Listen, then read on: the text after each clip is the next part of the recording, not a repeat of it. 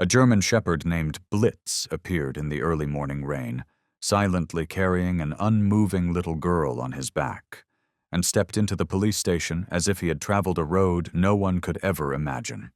Beneath the soaked fur and deep wounds were eyes that held unwavering resolve. It was those very eyes that set in motion a federal investigation, one that unraveled the suspicious death of a mother, the calculated silence of a charity organization, and the unforgotten memory held by a dog who never let go of his owner's final words. What waits beyond the forest? And what truth lies behind each step Blitz takes? The rain hadn't stopped since the night before. Drops tapped steadily onto the old cobblestone road, where muddy tire marks from a past chase still hadn't dried. In the town of Dunridge, rain was nothing unusual. But this morning, something happened that was stranger than the weather itself. A steel door creaked open at an hour no one expected. Sergeant Frank, unlocking the back entrance of the police station as usual, blinked hard. Through the mist and rain, a blurred figure stumbled forward toward the porch. It wasn't a person. It was a dog.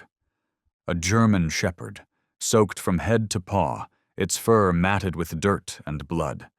Its left leg dragged along the ground, badly injured. The eyes were wide open, alert. But what made Frank freeze wasn't the dog. It was what the dog was carrying on its back. A little girl. Small, fragile, her body limp like it had no life left. Blood had soaked into the fur on Blitz's neck. Her legs hung still, no crying, no sound at all, except the dog's labored breathing. Somebody help!" Frank's voice cracked. "Call an ambulance, we've got a little girl." Within seconds, the small station erupted into chaos. The emergency response team rushed out like a swarm of hornets, but no one knew how to handle what they were seeing. The one bringing the victim in was a dog. Bright lights flickered on. Muddy paw prints streaked across the stone floor. Mira was gently lifted off Blitz's back and laid onto a stretcher. One paramedic checked, then shook his head. No stable pulse, extreme hypothermia, dehydration, and signs of prolonged starvation. Questions flew.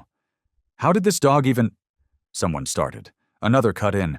Check the collar. Does it have a chip? But right then, a low growl rumbled from Blitz's throat, just loud enough to silence the room. It wasn't threatening. It was protective. At that moment, the elevator dinged softly.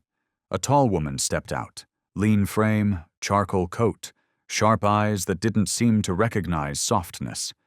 Sienna Vale, the federal agent assigned to Dunridge 2 months ago after an unresolved missing child case. She didn't blink as she looked at Blitz. Then walked forward, unhurried, unafraid. When she stopped just a few feet away, Blitz raised his head. His dark eyes met hers. Some moments can't be translated into words. This was one of them. "Let me approach," Sienna said quietly. "Don't crowd him." Blitz didn't back away, didn't whimper.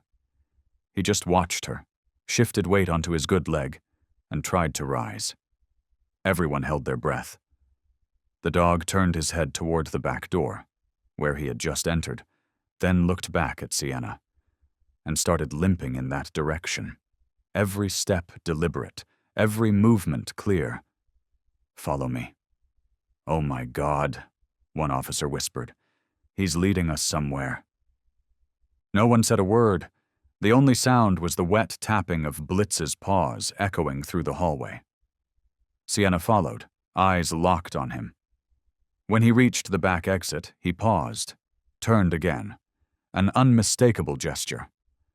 "Open this door one more time." By then, Mira had been transferred to the Dunridge Medical Center.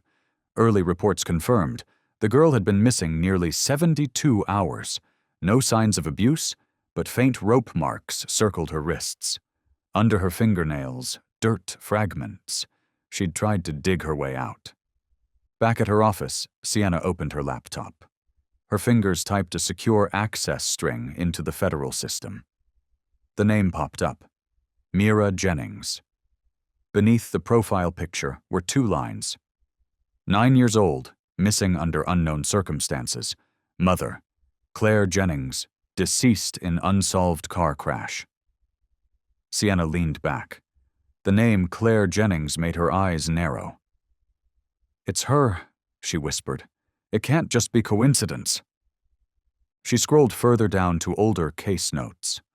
One faded line read, "Claire suspected a local charity was tied to a child trafficking network, but lacked concrete evidence. Case closed following solo vehicle accident." Sienna closed her eyes. Loose ends began forming a pattern.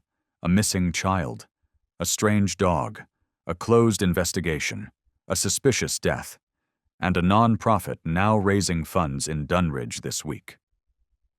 Outside the window, the rain had eased. Sienna rose, walking briskly toward the evidence room. Blitz was sitting inside a temporary steel kennel, his injured leg bandaged. The wound had been treated, but he still hadn't slept. When he saw her enter, Blitz lifted his head, the same steady eyes that said, "There's more I need to show you, but will you look closely enough to see it?" Sienna said nothing. She opened the kennel door and sat beside him. And for the first time during Dunridge's longest morning, the dog nodded, just once, as if to say, "This is only the beginning." 3 days before Blitz walked through the doors of the Dunridge police station, it was raining too. But unlike this morning's gentle drizzle, that night brought the furious rain of June, pouring down as if the sky had finally decided to weep out all the truths no one dared to say aloud. In a small house at the end of Willow Street, a faint light from the living room cast its glow onto family photos faded by time. Mira Jennings lay quietly on the couch, clutching a damp comic book, glancing up now and then at her father. But Eli didn't look back. He sat motionless in front of a silent television, an empty beer can in hand. When it had gone dry, even he didn't know. Behind the kitchen door, Blitz curled into himself, his head resting between his front paws, eyes fixed on Mira. Though locked inside the narrow storage room, Blitz did not sleep. Not from fear, but from instinct. It knew something about that night didn't fit the rules of this house, or any house. Eli had changed too much since Claire died. The once warm and patient father had become a shell, tired, lost, and incapable of looking at anything except his own sorrow. He no longer walked Mira to school, no longer read bedtime stories, and most of all, he no longer believed in Blitz. The day Claire left, Eli blamed Blitz. Claire had taken the dog with her to meet a confidential source. But she never came back. Her car was found at the bottom of a ravine. Blitz returned alone, scratched and battered, offering no explanation, because there was no language that could bridge that silence. "You were there. You let her die," Eli whispered that night, his voice breaking. "You're useless." From that moment on, Blitz was banished to the shed. No care, no name spoken, only the quiet kindness of Mira, who occasionally snuck him scraps of food. Even with the coldness, Blitz never took its eyes off them. Whether through the cracks in the door, the blur of a window pane, or the sound of footsteps, Blitz never stopped watching. The night Mira disappeared, no one called for him. It was around 9 p.m. Eli had fallen asleep on the couch. Blitz noticed the back door slightly ajar. Rain clattered on the roof, but the dog heard something else, something quick, sharp, faint, the sound of metal-tipped shoes pressing into wet ground. A low growl bubbled in Blitz's throat. He lunged at the door, locked. Eli had sealed him in again, just like always. Blitz scratched at the door, barked, not loud but urgent, desperate. In that moment, Blitz was a soldier tied down on a battlefield only he could read. Outside, a white van disappeared into the darkness. By morning, when Eli awoke, Mira was gone. The back door was shut. In panic, he called the police, and was immediately treated as a suspect due to his history of depression and emotional instability after the loss. No one paid attention to Blitz. He was taken to the local animal clinic for temporary holding. Someone said, "This dog isn't safe for homes with children." He was placed in a cage, labeled uncontrollable, simply because he had barked 3 times through the night. No one asked why he barked. No one asked what he had seen. No one looked into his eyes, the eyes that never forgot the scent, the sound, the feeling of those he loved. 2 days passed. Mira was still missing. Local news picked up the story. Search parties were formed. Eli appeared on television, pale and trembling, repeating, "I only fell asleep for a moment. I didn't think." Meanwhile, at the clinic, Blitz refused to eat. He sat facing the corner of the cage, only reacting when a car passed outside. Once, at the sound of screeching brakes, Blitz bolted upright and slammed his head against the cage bars so hard it bled. The vet, none other than Dr. Talia Rowan, bandaged the wound, scolded him for being uncooperative, and added one more note to his file. Shows irrational agitation. On the 3rd night, Blitz clawed at the cage door with everything he had. He pushed, he kicked, he threw his weight against it. And somehow, he got out. A security camera caught the moment Blitz vanished into the downpour, but no one reviewed that footage until much later. As for Blitz, armed with Mira's lingering scent and the same instincts that had once guided him through harsher forests and crueler terrain, he began a journey he knew no one else would take. No leash, no guarantee he would find her. Blitz didn't need guarantees. Blitz needed only belief. And in that rain-soaked wilderness where no one could hear anything but thunder, Blitz began to run. At the same time, in the little house on Willow Street, the room that had once belonged to Claire remained untouched. The wooden attic, low ceiling, and a small west-facing window still caught the afternoon light, just enough to spill across Claire's old desk. Though many months had passed, everything remained. A worn-out recorder, drawers stuffed with notes, a pinned-up map, and one small piece of paper taped above the bed. Never trust silence. Mira once asked her mother, "What's so bad about silence?" Claire had only smiled. "Sweetheart, in my job, the quietest places are usually where they hope you won't look." Claire had been a freelance investigative journalist, not one who liked cameras, but one who always showed up where no one dared to go. From abandoned warehouses at the edge of town to charity offices lit through the night, Claire chased the truth with a drive much like Blitz's, steady, relentless, and never waiting for applause. Weeks before her death, Claire had become increasingly obsessed with an organization called the Blue Ember Foundation, a small charity claiming to support abandoned children. But the deeper she dug, the more she uncovered disturbing irregularities, unclear transportation costs, duplicate adoption files, and most concerning of all, temporary centers leased in remote forest areas where no one ever came to check. She had tried telling Eli, but he brushed it off. Claire didn't blame him. After so many years in her line of work, she was used to being misunderstood. But Blitz wasn't. The dog would always sit right beside her whenever Claire opened her maps. Once, when she pointed to a location near Holleridge Mountain, Blitz gave a low growl. Claire had glanced at him, eyebrows furrowed. "You recognize something from there?" Blitz lowered his ears but didn't answer. His eyes, though, never left the red circle she had just drawn. The night Claire disappeared, only one person saw her last. Mira. The girl stood on the staircase, watching her mother button up a gray, knee-length coat, arms full of folders and her cloth-wrapped recorder. Blitz followed closely behind until Claire leaned down and whispered something into his ear, something that felt heavier than goodbye. "If anything happens," Mira had overheard part of it, then at least one of us will find a way back.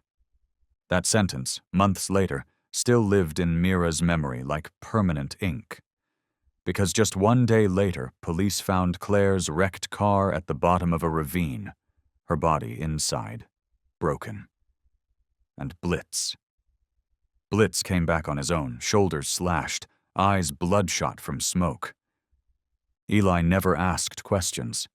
He simply looked at the dog, then at Claire's photo on the mantel, and walked into a room he would lock himself inside for nearly a year. On the third night, after Mira went missing, just as Blitz escaped the veterinary clinic, the light in Claire's old room flicked on again. But it wasn't Eli who turned it on. It was Mira. She sat cross-legged in the center of the room, still wearing the wool sweater Claire once knitted for her, holding a small, felt-wrapped recorder, the one Claire always carried, but was never recovered after the crash. Mira had found it hidden inside an old music box where her mother used to keep her colored pencils. She pressed the button, and Claire's voice emerged, slightly distorted but clear enough. June 11th, I'm near Holleridge. Following a van, license plate 85XE21. 3 children were unloaded. I believe this is a transfer site, not a destination. God, if anyone hears this, check the missing child reports from the Northern District. Something very wrong is happening here. Then silence. Mira's hands shook. She pressed again. Another clip played, shorter, whispered. Blitz, if something goes wrong, lead them to the right place. Do you remember where I pointed? Holleridge. Not the hill, but the northern rock face. There's an entrance hidden behind the old substation. You don't need to understand. Just remember. The static clicked off. Mira sat frozen. She had never believed her mother's crash was an accident. She knew Blitz hadn't abandoned her. And now, with what she had just heard, she was sure. Her mother had passed the last thread of the truth to Blitz. To do what no one else was willing to believe was even real. Outside the window, the rain continued to fall. But Mira wasn't afraid anymore, because now she knew. If anyone still remembered Claire's words, it was Blitz. And Blitz was out there somewhere, crossing forests, fording creeks, pushing through deep, sinking mud, holding on to a promise.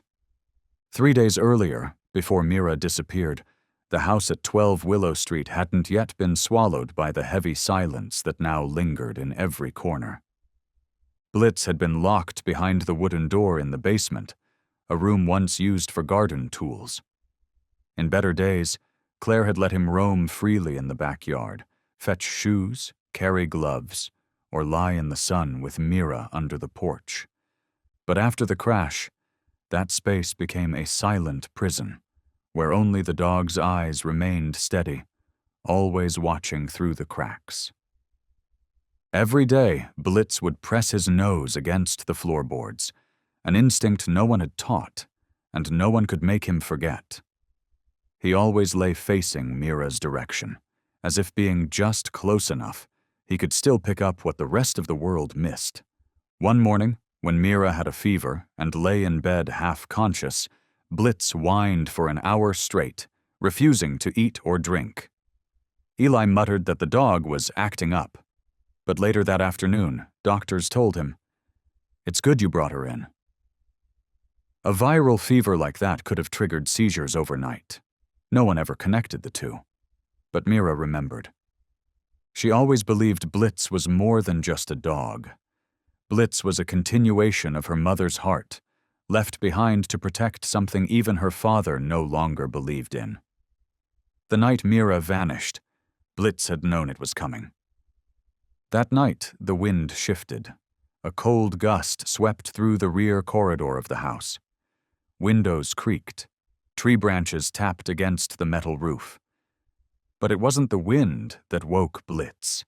It was the scent of unfamiliar feet, just faint enough to linger on the wooden steps out back. Blitz shot up, ears rigid, a tiny metallic clink, then silence. It wasn't the sound of the house, not Eli, and certainly not Mira. The smell clung with sweat, metal and something unmistakable. Tranquilizer. Blitz lunged at the door. He barked, a deep, clipped sound, not loud but clear. He scratched, slammed his body against the wall, but no one came. On the sofa, Eli remained deep in sleep.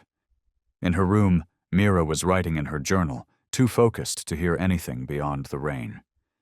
It wasn't until Mira stepped out to grab the gray coat her mother used to wear that she saw Blitz, wild in the storage room, front paws bloodied from scratching until they tore. His eyes bulged, his breath frantic. "Dad! Blitz! Something's wrong!" she cried. Eli stirred, his voice brittle. "He's having another episode. Just ignore it." "No. Blitz is trying to say something. Maybe Mom was like this too before—" "Enough, Mira!" Eli rose and walked toward her. He didn't yell, but the look in his eyes made Mira step back. He locked the storage door, then flipped off the hallway light. Darkness swallowed the space. Blitz rammed into the door once more, then stopped. Only the sound of labored breathing remained inside. Mira stood still at the threshold, clutching the tiny slip of paper her mother once taped above the bed. Never trust silence. The next morning, Blitz didn't bark. The storage room was cold, still unnervingly quiet. As Mira brought her father a bowl of porridge, she noticed Blitz's collar lying silently on the kitchen counter, caked in dirt and claw marks. "Please, Dad," Mira whispered, almost inaudibly. "Please let Blitz out. He knows something. I believe that. Mom did too." Eli didn't look at her. He simply set the bowl down and said flatly, "No dog knows what humans can't. Your mother is gone, and Blitz is part of that past. Part of the past." That phrase cut deep. Mira said nothing more. She went back to her room, curling up with her mother's old blanket. But inside her, something stirred, a strange, heavy feeling that she might be the only one left still holding on to her mother's promise. And she believed Blitz was holding on to it too, only now, locked behind a door no one cared to open. Night fell again. And on the third night, Blitz stopped waiting for anyone to let him out. No one knew how he did it.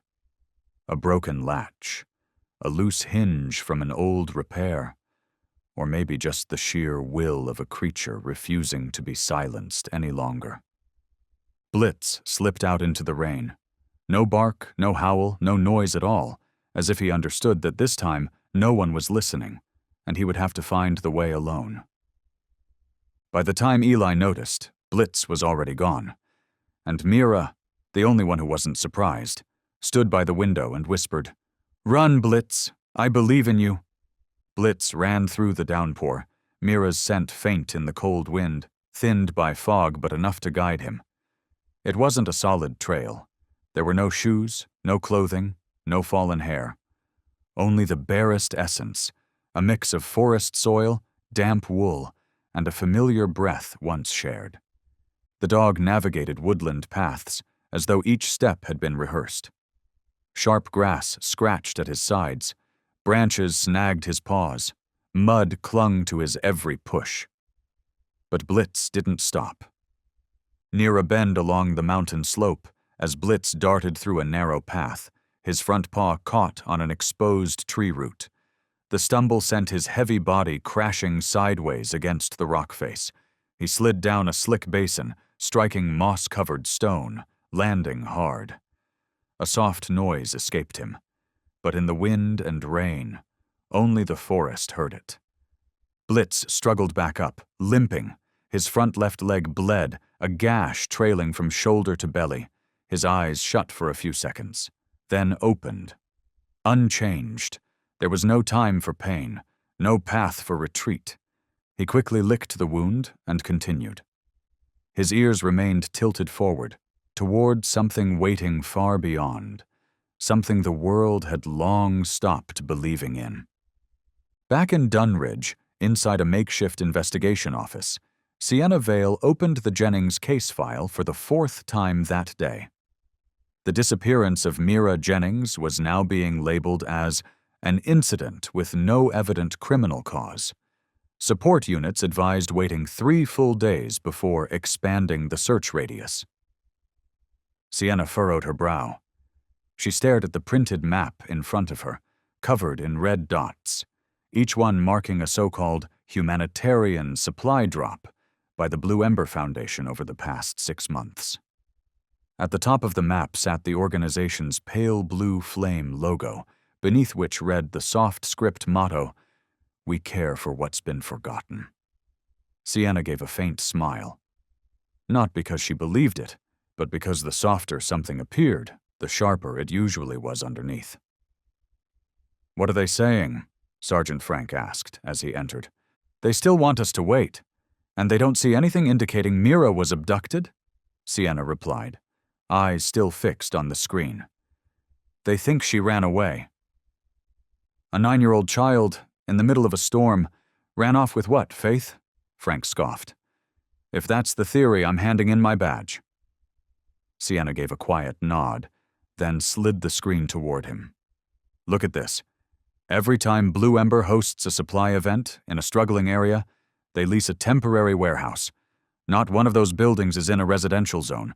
More importantly, each one is close to roads with no streetlights, no security cameras, and absolutely no documented overnight stays." Frank raised his eyes. "You think this has something to do with Claire?" "I don't know for sure, but Mira Jennings vanished during the final supply week of the month, and the only person who ever investigated Blue Ember was her mother." Silence fell between them. "And now," Sienna murmured, "the dog came back." Out in the forest, Blitz passed a splintered tree trunk, one etched into memory from the days Claire trained him in scent orientation. Mira's scent grew stronger, as if she had once leaned into the moss that blanketed the roots. Blitz paused, sniffed, then shifted direction.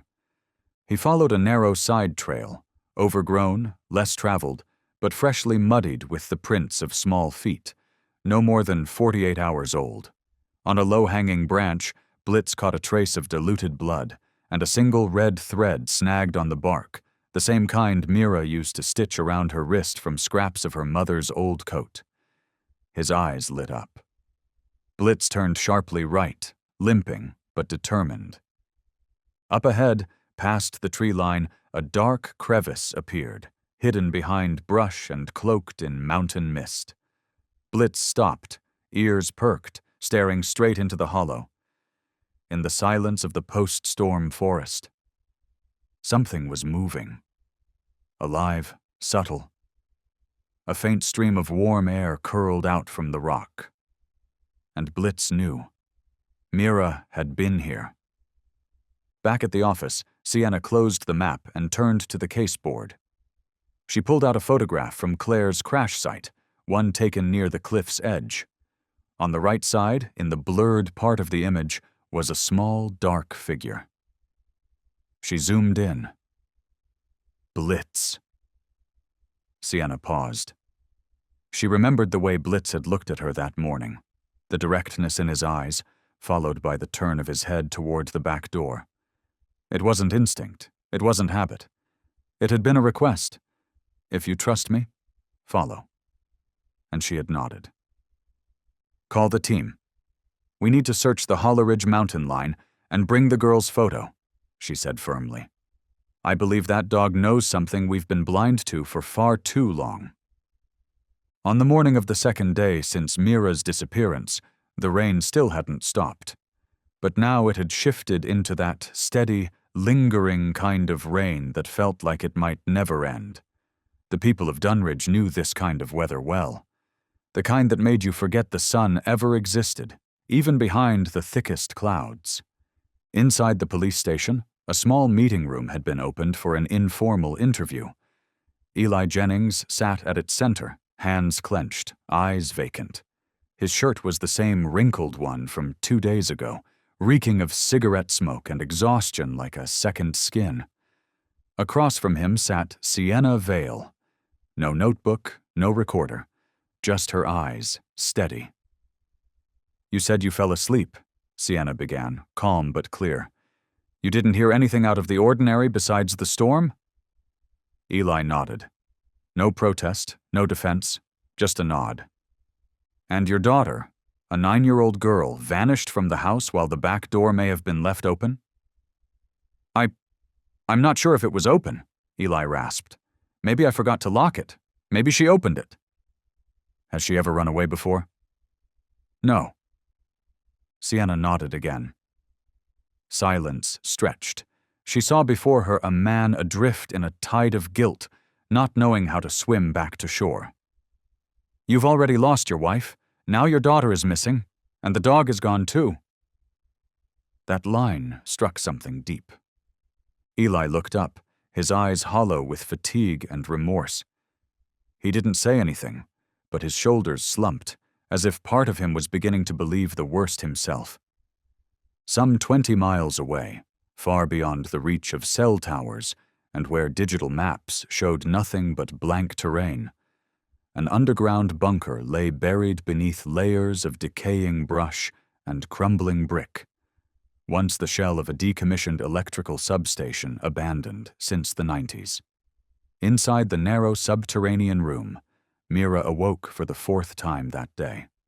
She no longer knew whether it was day or night, only that she was still there, still breathing, and still had a frayed cord wrapped around her left wrist. The light was never on. But she had grown used to the dark. She had learned to count the footsteps beyond the door every time someone passed.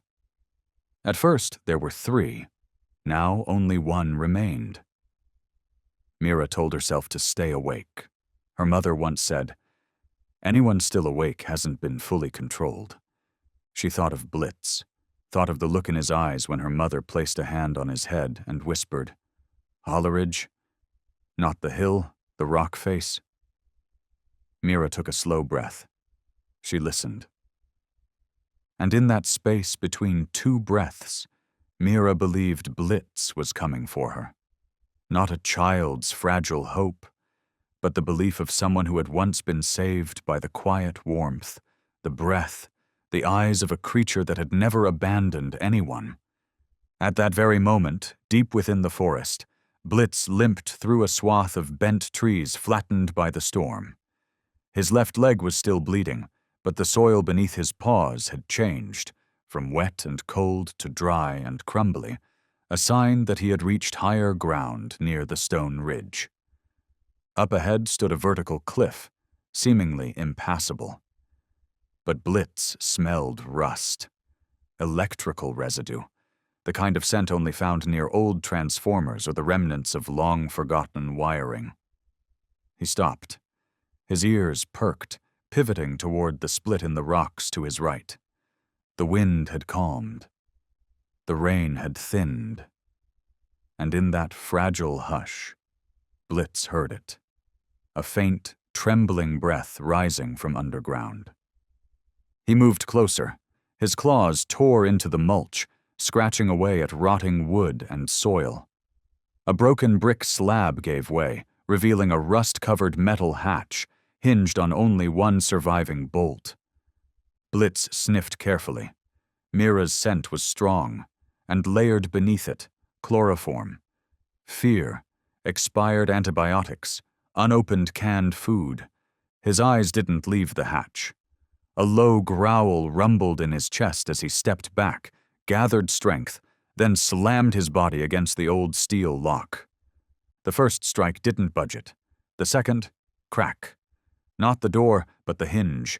It groaned, weakened. Blitz backed up again, waiting, listening. Beneath the iron, Mira had lifted her head. Her heart was racing, and she didn't know why. Then came the sound, not a human sound, but one she knew from dreams, from memories, from a place deeper than fear. The sound of a dog, fighting its way toward her. At the police station, Sienna slammed her laptop shut and called out, "Frank, get the car." "Do we have clearance?" "We don't need it. This isn't a search anymore. It's a race." "A race with who?" "With people better at erasing trails than we ever imagined." Sienna stood, eyes sharp. She didn't know exactly what was waiting at Holleridge, but she knew one thing. If something was still fighting to find a way, then it wasn't random. It was living proof. An instinct uncorrupted.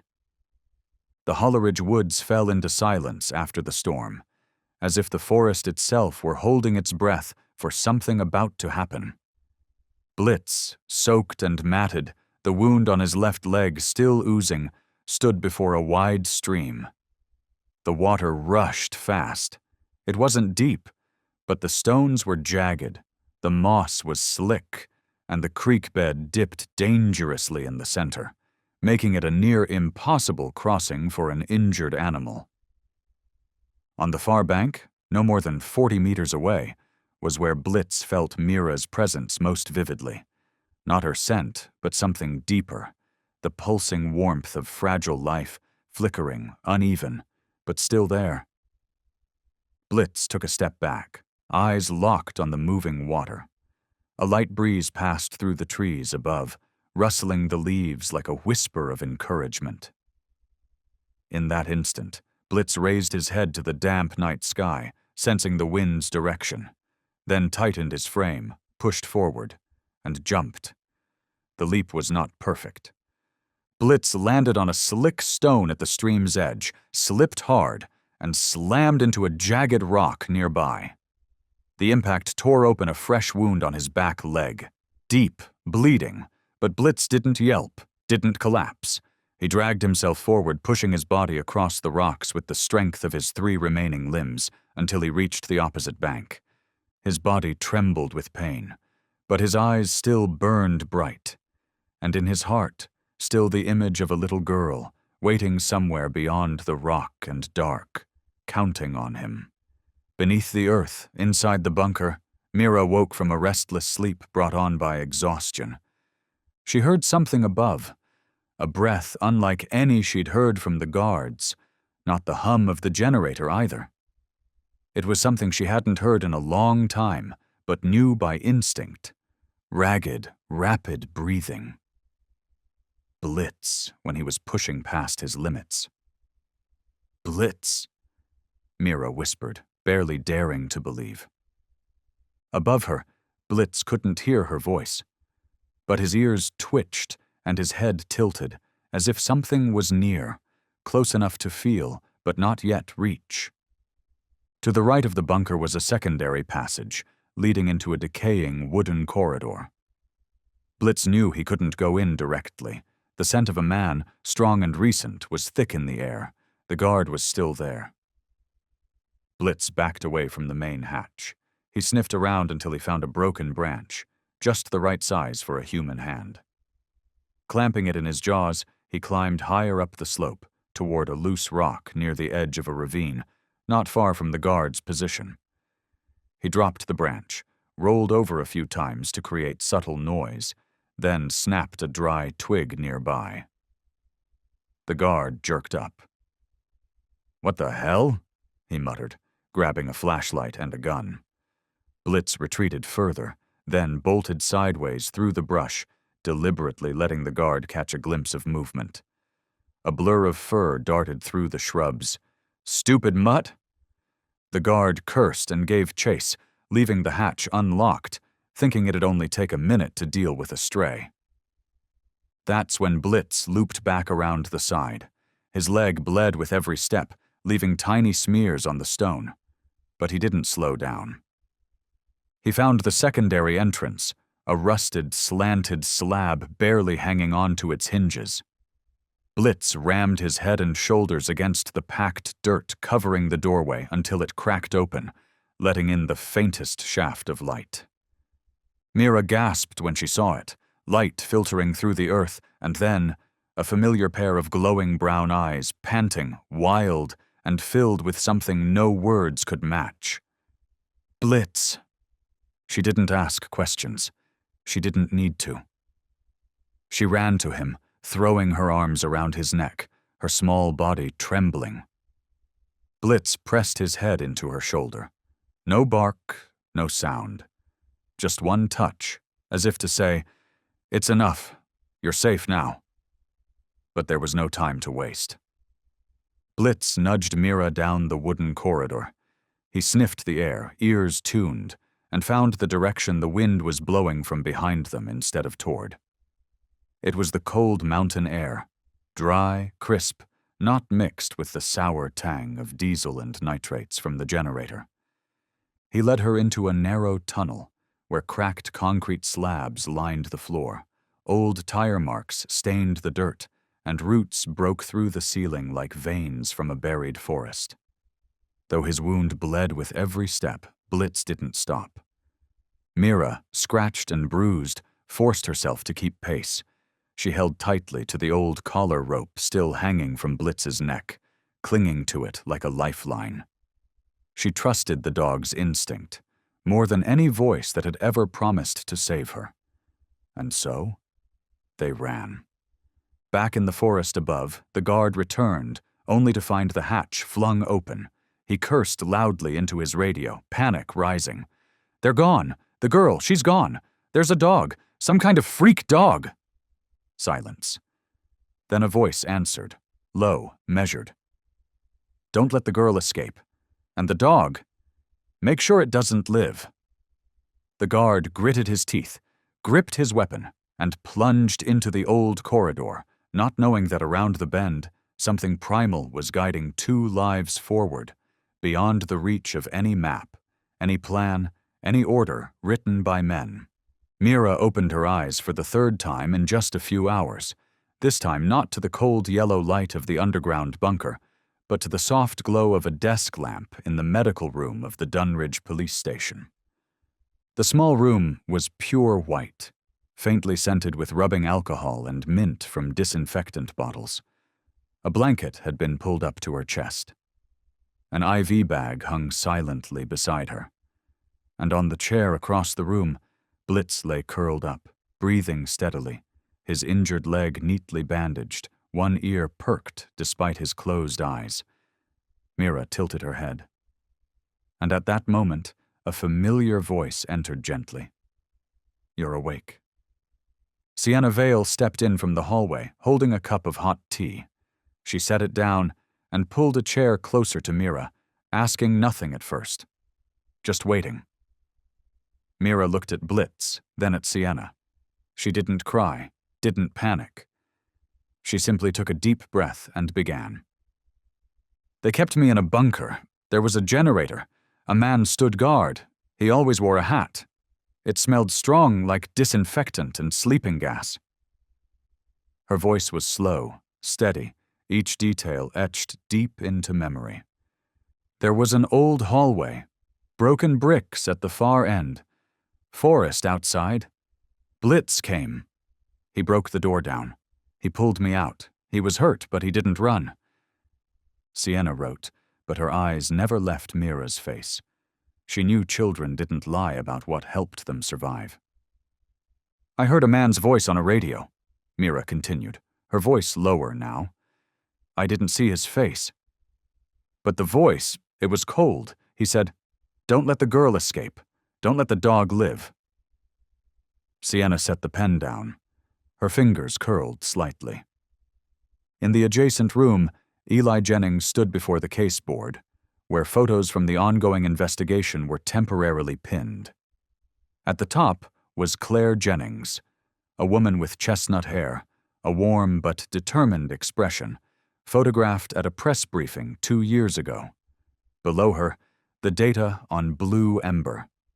Frank, the older sergeant, walked in holding a thick file folder. "I pulled some of Claire's old case records. Part of it was encrypted. But there's something you should see."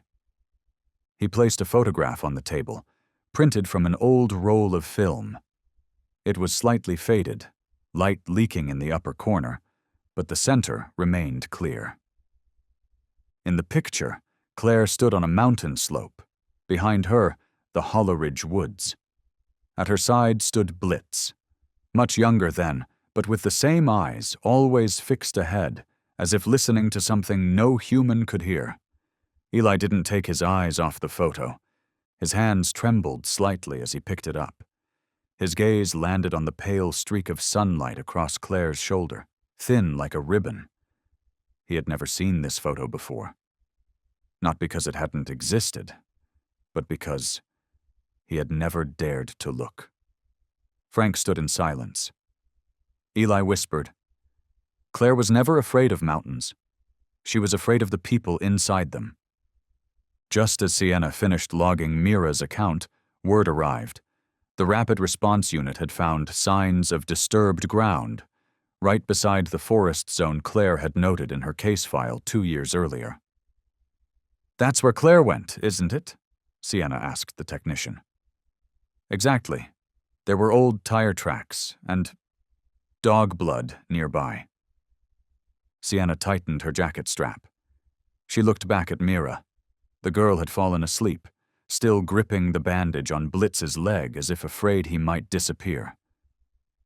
"She's the witness. But Blitz is living evidence," Sienna murmured. "We're not letting this disappear like last time." She stood, gave the signal to prep the vehicles.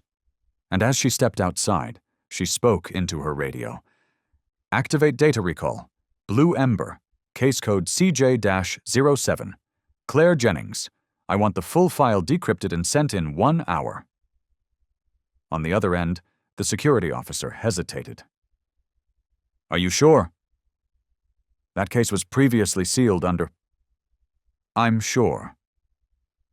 That night, miles away, a gray-haired man stood in a wooden house at the edge of the mountain, firelight casting shadows across the walls. He replayed the radio feed just received, his own voice, the guard's voice, and Mira's.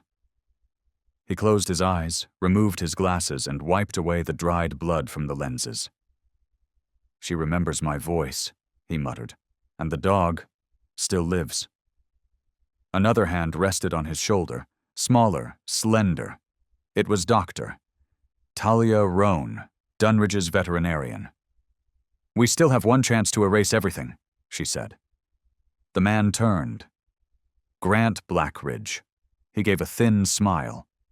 "And this time, I won't let a damn dog bring down the entire network."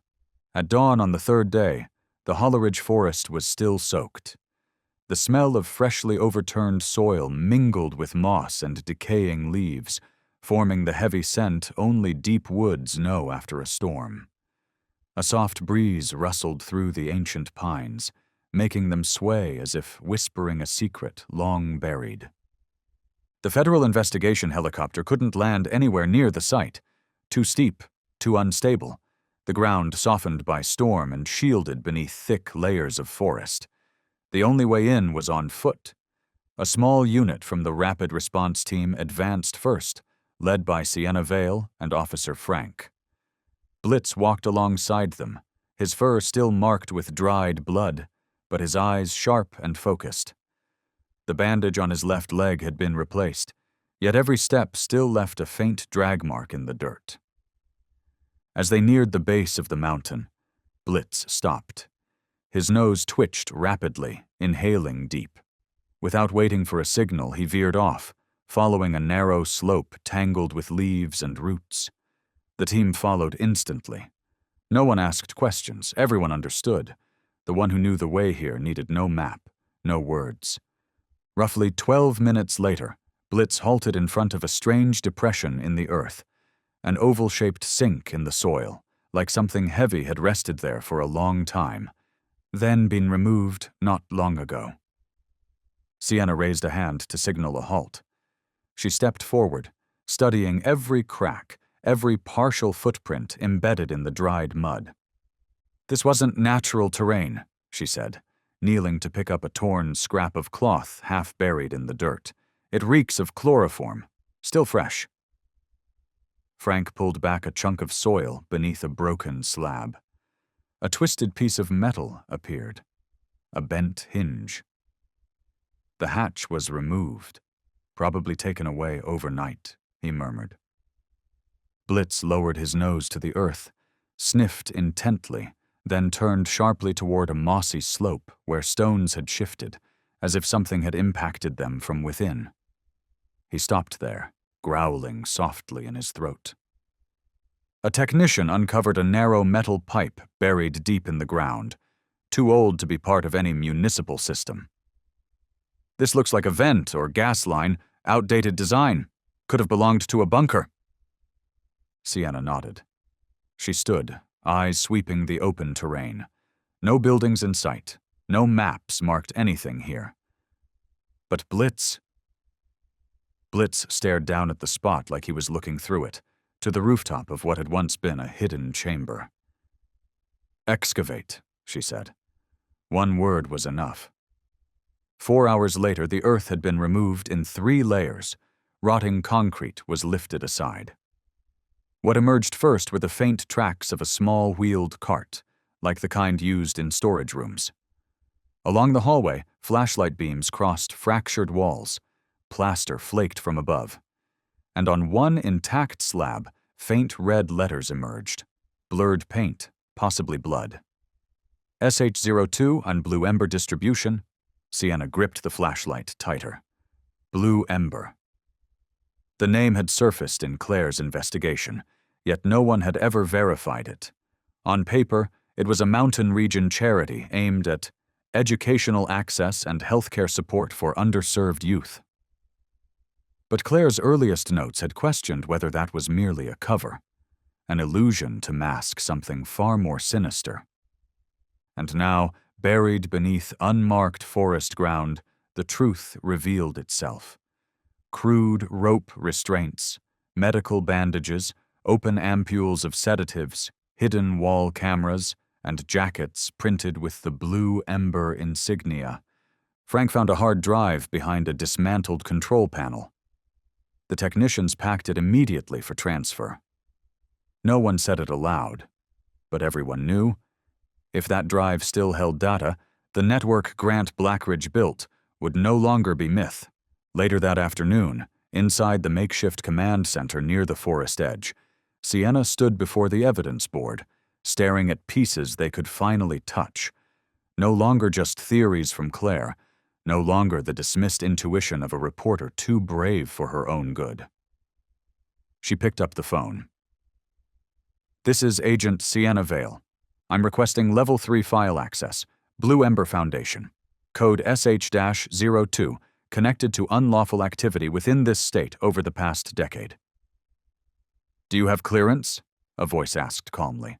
"We have on-site physical evidence, a living witness, recovered data. Transmit your full credentials." "They're sent, and tell them, this is the case Claire Jennings began. I'm just finishing it."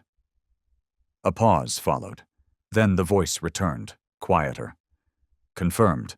File access granted. Full clearance unlocked." In the medical room, Mira stirred again. Blitz still lay beside her. She turned her head toward the dog. "I dreamed. You were running through the rain. You didn't stop."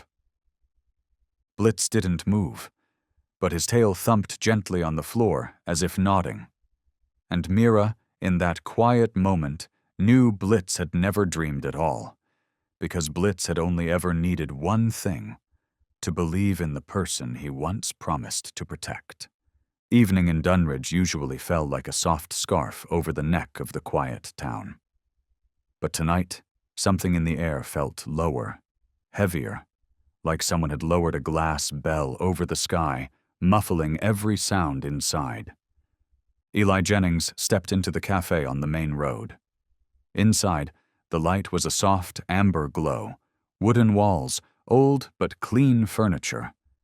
And in the back corner, the very table where 2 men once sat for years, sharing life, wives, children, ideals.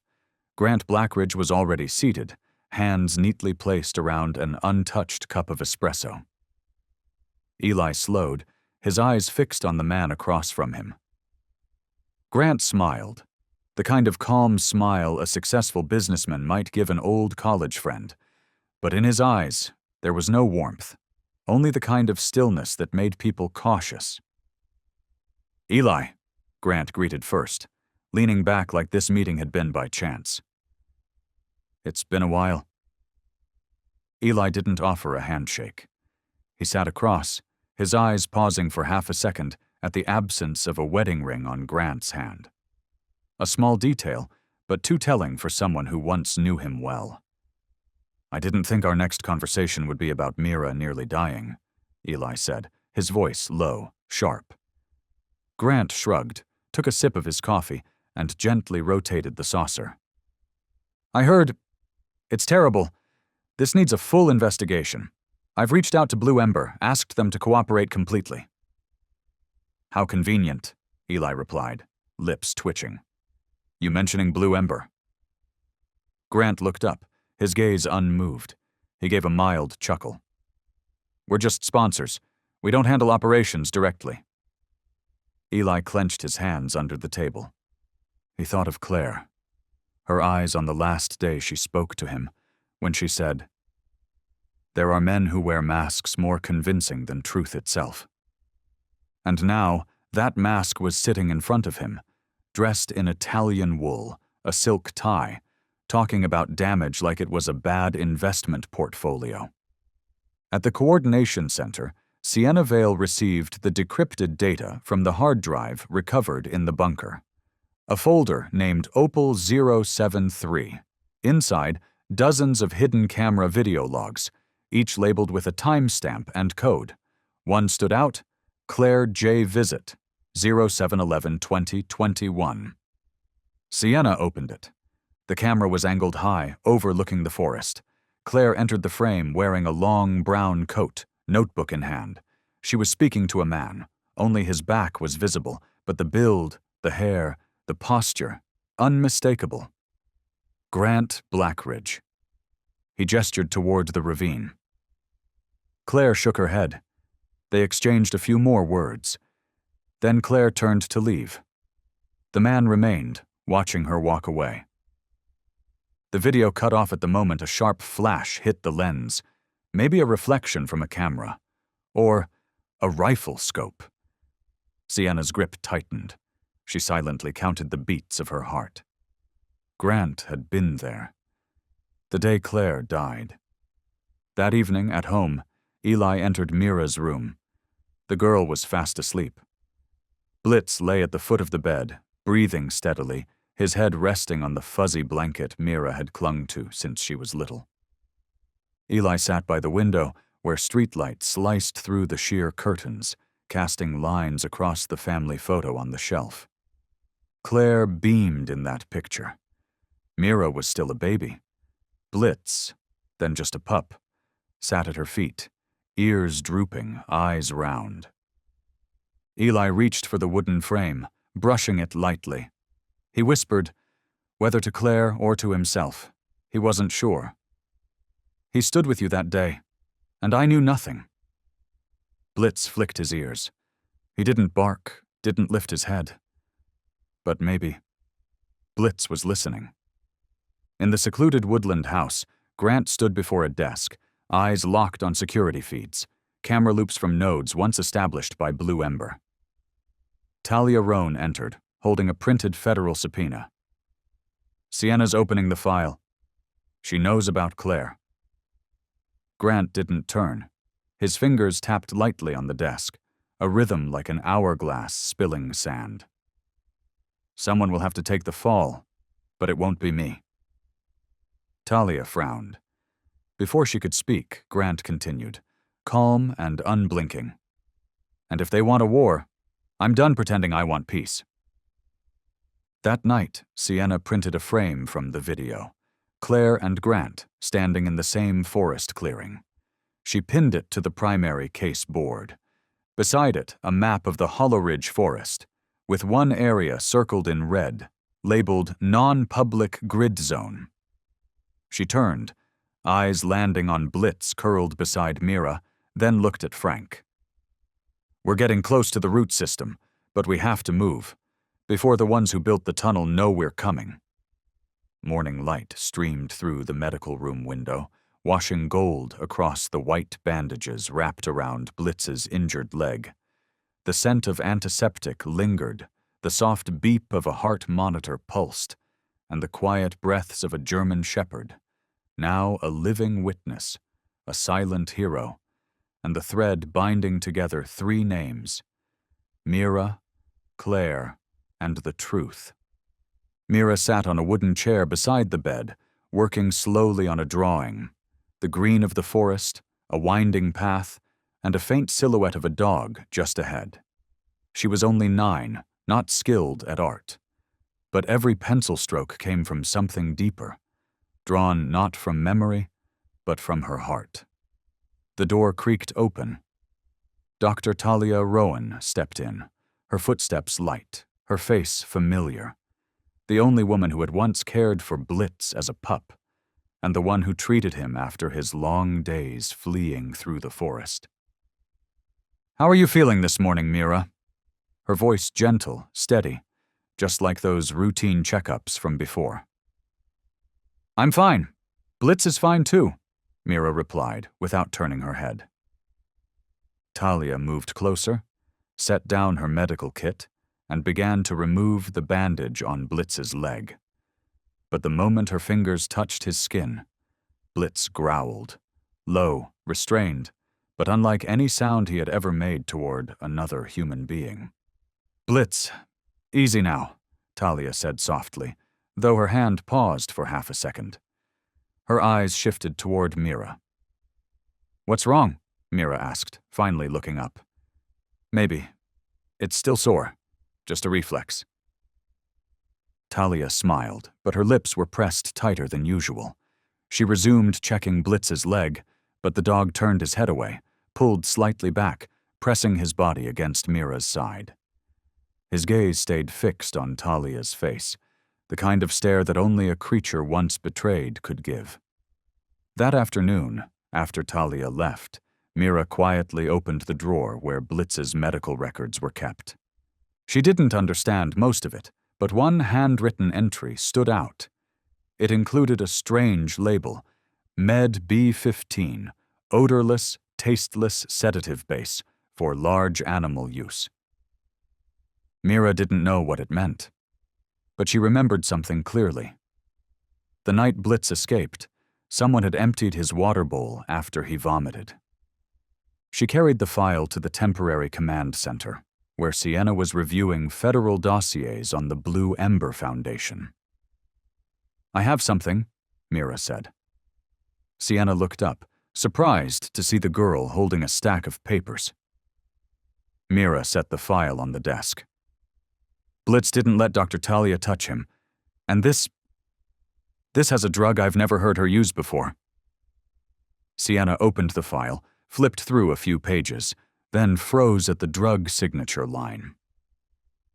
"This drug is used specifically for cross-border animal transport. It's not on the approved list for local veterinary clinics." She picked up the phone and dialed the pharmaceutical control office. "I need immediate records on Med B15 distribution in Dunridge. Send the full transaction logs for the past 3 months. Focus on Talia Rowan." Later that evening, Talia returned to the medical room. But this time Mira wasn't there, and Blitz was no longer in the kennel. Instead, Sienna stood waiting, with Frank and a federal officer beside her. "You're late," Sienna said. "I was told Blitz needed his stitches checked," Talia replied, raising an eyebrow. "No, Talia, you're late, to clean up the trail." Sienna laid the file on the table. On top was a prescription form, with Talia's signature and the line, "Non-standard dosage, not recorded." Talia stayed silent for 2 breaths. Then she exhaled and stepped back. "I didn't have a choice." "Who gave the order?" Sienna asked directly. Talia gave a faint, resigned smile, as if she'd been waiting for this moment.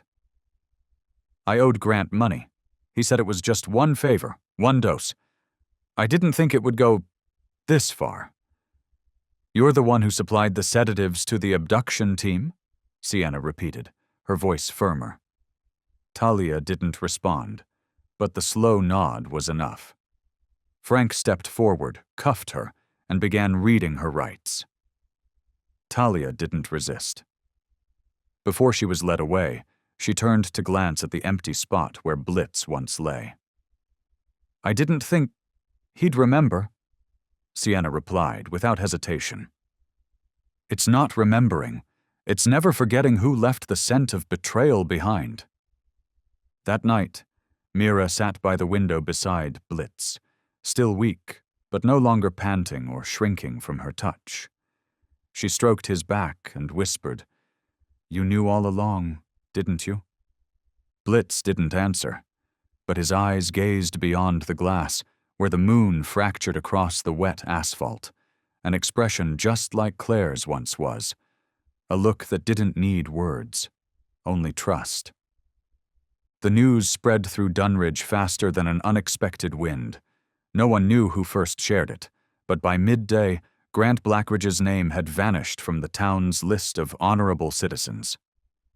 The Central Market buzzed with hushed voices. Short news segments began slipping into local radio, wedged between traffic updates and weather forecasts. Donors who had once proudly supported the Blue Ember Foundation now read their names on the sponsor list, stunned to learn they had funded a network tied to child trafficking. At the cafe where Grant and Eli once met, the owner quietly took down a framed photo of Grant with the mayor. Not shattered, not burned, just tucked into a drawer, like a memory folded away for good. But Sienna Vale wasn't waiting for public opinion. Following the confrontation with Talia Roan, she boarded a plane to federal headquarters herself, bringing with her the hard drive, Claire's case files, and newly obtained financial records from Blue Ember, compiled by Frank and the legal team. Inside the Federal Investigation Bureau's conference room, Sienna stood upright, the ceiling light casting a faint glow across the dirt still clinging to her jacket from the Holleridge forest.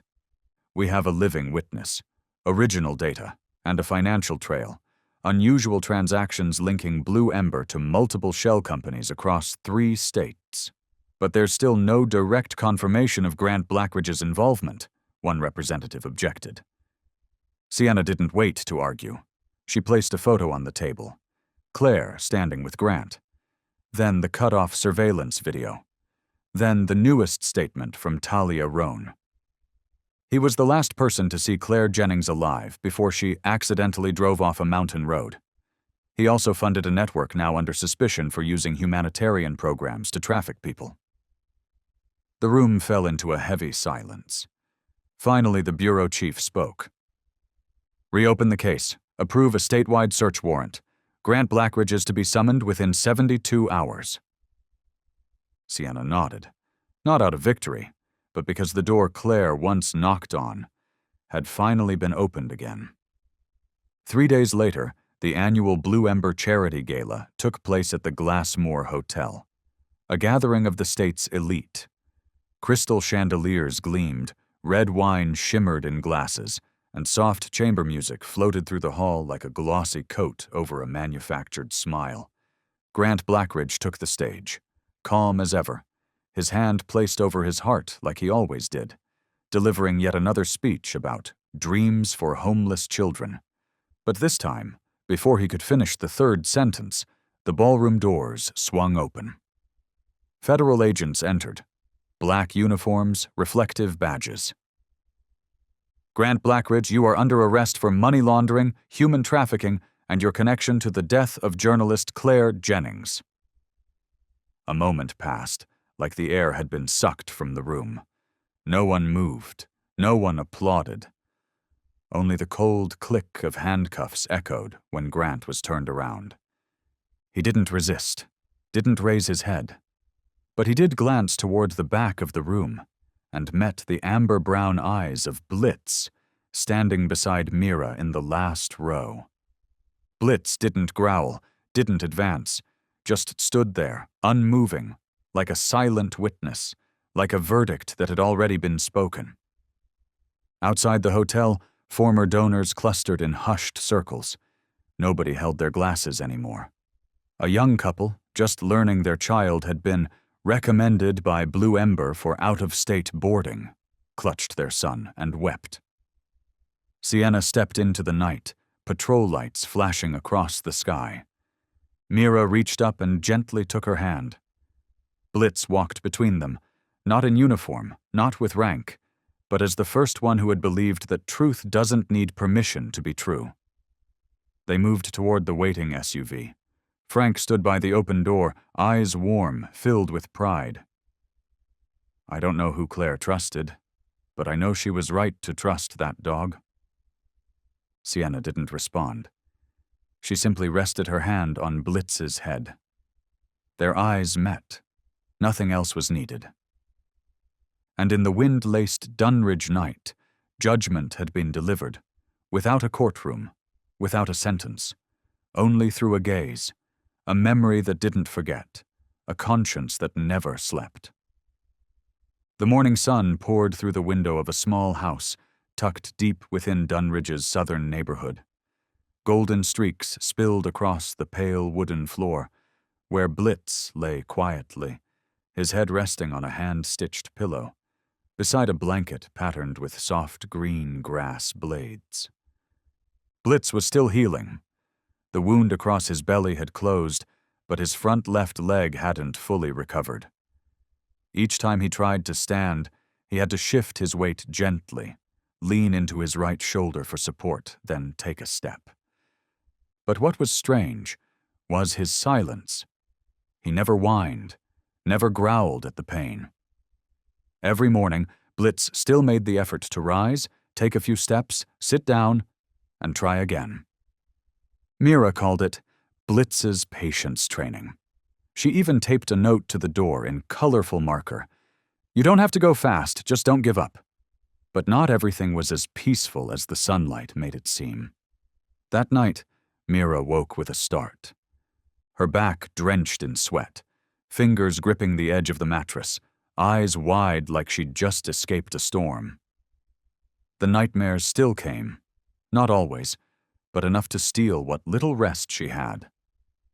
This time, the dream pulled her back to the bunker. Rushed footsteps, the screech of rusted hinges, a man's voice, low, cold. "Don't let the girl escape, and make sure the dog doesn't survive." Mira stumbled out of bed, her hands trembling. But before the first sob could escape her lips, Blitz was already there. He had quietly stepped in from the next room, his legs still unsteady, but his gaze sharp and unwavering in the dark. Blitz didn't bark, didn't rush toward her. He simply sat beside Mira, lowered his head, and gently placed his nose on the back of her hand. And slowly, Mira's breathing began to steady. The warmth from Blitz's nose seeped into her skin, then reached her heart. She pressed her face against his back and wept. But this time, she cried to let go. The next morning, Eli stood behind the door, quietly watching through the slit in the curtain. He saw Mira smile for the first time in weeks, when Blitz cautiously lifted his left paw and managed to take 3 consecutive steps without falling. He saw her step back, arms open wide, softly calling out, "Come on, try it." And Blitz, still trembling, leaned forward toward her, touching his nose to her palm like a quiet promise. "I'm still here." Eli watched, and something clenched inside him. He had once been the one who left Blitz behind after Claire's death, the one who believed erasing every trace was the only way to forget. But now, before him, life and forgiveness was unfolding in silence. No speeches, no confessions. Eli walked to the old kennel behind the house, the one where he once locked Blitz away, with the sign that read, "Do not approach, aggressive dog." He took down the sign, pried off the latch with a hammer, and tossed away the rusted chain. Then he went inside. Without a word, he opened the drawer and pulled out Blitz's old collar, the one Claire had bought the first year they brought him home. The leather was worn, but the name Blitz was still clearly engraved. Eli placed it beside Mira's bed. "If Blitz wants, you can put it back on him, anytime." Mira turned around. Her clear eyes held no blame. She simply nodded and hugged the collar to her chest. By late afternoon, the wind began to stir. Eli carefully built a small wooden ramp beside the steps, so Blitz could move up and down more easily. No one asked him to. No one told him he had to. But that simple gesture felt like an apology that didn't need words. Blitz approached, tested the edge with his paw. The wood was cool, steady. He turned to Eli. Not with a bark, not with hesitation, just stood still for a moment, eyes locking with his. Eli lowered his gaze. For the first time, not as a father, but as someone who owed this dog a piece of the family's soul. Later that night, Mira sat writing in her notebook. Not everything ends when the bad guy is caught. Some things take time to heal, and some people, even if they don't say it, are trying in their own quiet ways. She closed the page, switched on the nightlight, and underneath the bed, Blitz lay still, breathing evenly, eyes half closed, as if, at last, he could sleep, without needing to stand guard through the night. The air in Dunridge turned colder than usual. At exactly 3 a.m., in the dead silence of a Level B federal holding facility, a faint sound, like the soft slide of a metal door, echoed down the surveillance corridor. No one noticed. Not a single camera triggered an alert, because the cameras had been programmed to loop a pre-recorded frame for exactly 17 minutes, just enough time for a man with money, power, and a reason to vanish, to walk away. Grant Blackridge passed through the back gate without resistance. He wasn't wearing a suit like he always did, but a dusted trench coat and a faded cap pulled low. His eyes didn't blink. His lips were shut tight. A prison guard, whose college tuition Grant once quietly paid, turned away at the right moment. Didn't look back, didn't ask, didn't resist. By sunrise, the FBI had issued a statewide alert. Sienna received the notification while walking Mira around the small park behind their house. Her phone buzzed. Her hands froze as the words lit up the screen. Target Grant Blackridge. Missing. Presumed escape from custody 0308 a.m. Mira was laughing with Blitz, who could now walk short distances without support. But the moment she caught sight of Sienna's pale face, the joy left her expression. "He got out, didn't he?" Mira asked softly. Sienna didn't answer right away, but the slow nod that followed made Blitz lift himself, arching his back slightly, like a creature instinctively aware that the storm was circling back. That same moment, at the temporary field office in Dunridge, Frank stood before a wall covered in maps and behavioral patterns from Grant's past escape attempts.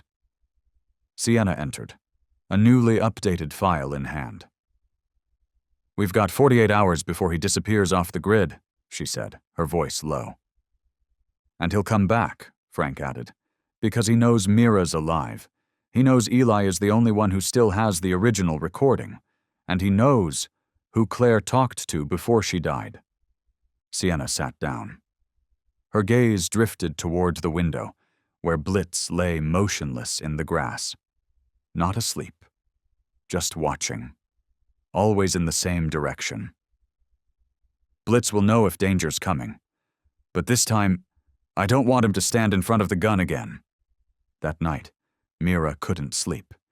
She tossed and turned until exhaustion pulled her under at 1:17 a.m., but by 3:01, she jolted upright like something unseen had yanked her from a dream.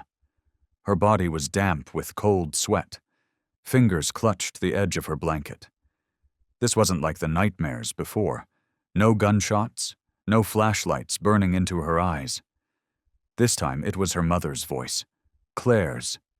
Faint, incomplete, but close. So close it felt like she was right there. "Don't open the door unless Blitz is there." It was as soft as breath, but Mira knew. It wasn't imagined. Each word carried from the depths of the old underground shelter, crossing layers of time and earth, echoing the fragile belief she'd held onto for 3 long years. She got out of bed, crept to the door, opened it just slightly. Only stillness in the hallway. But Blitz, lying at the foot of the stairs, had already lifted his head. He met her eyes and gave a subtle nod, as if he'd heard the same thing.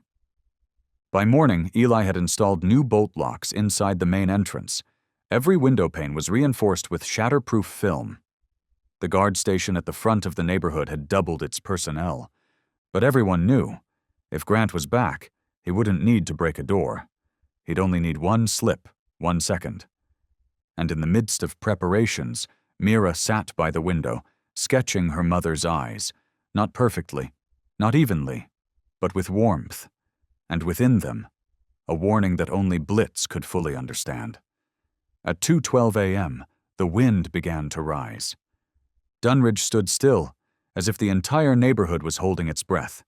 No car alarms, no barking, not a flicker from the surveillance feeds around the Jennings home. Inside the living room, Blitz suddenly lifted his head. He was in his usual spot, right in the hallway between the front door and the stairs. The wound along his side had closed, but the scar remained, a silent reminder of everything he'd endured.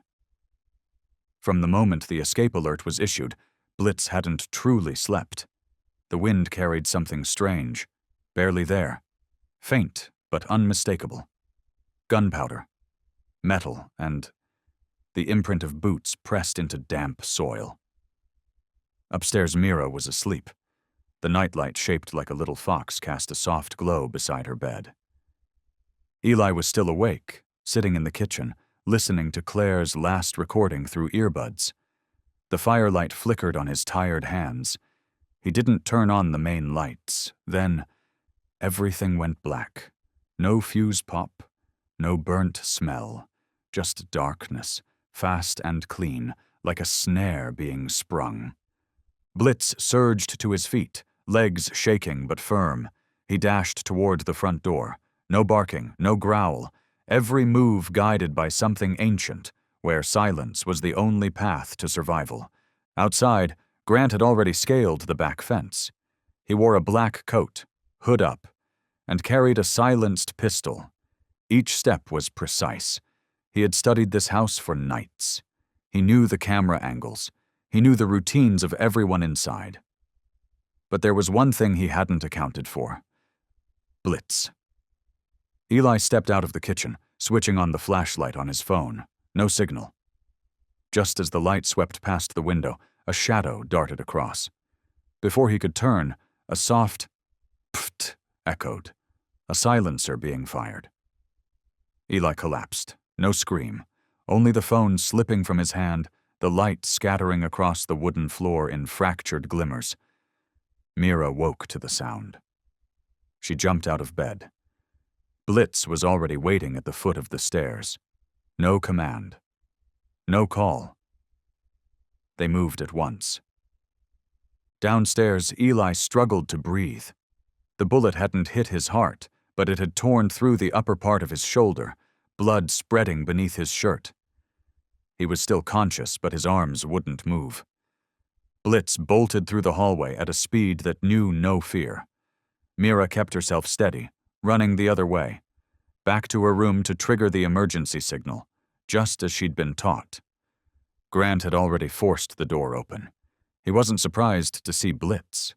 He just smirked, raising the gun. "You again." But before his finger could press the trigger, Blitz lunged.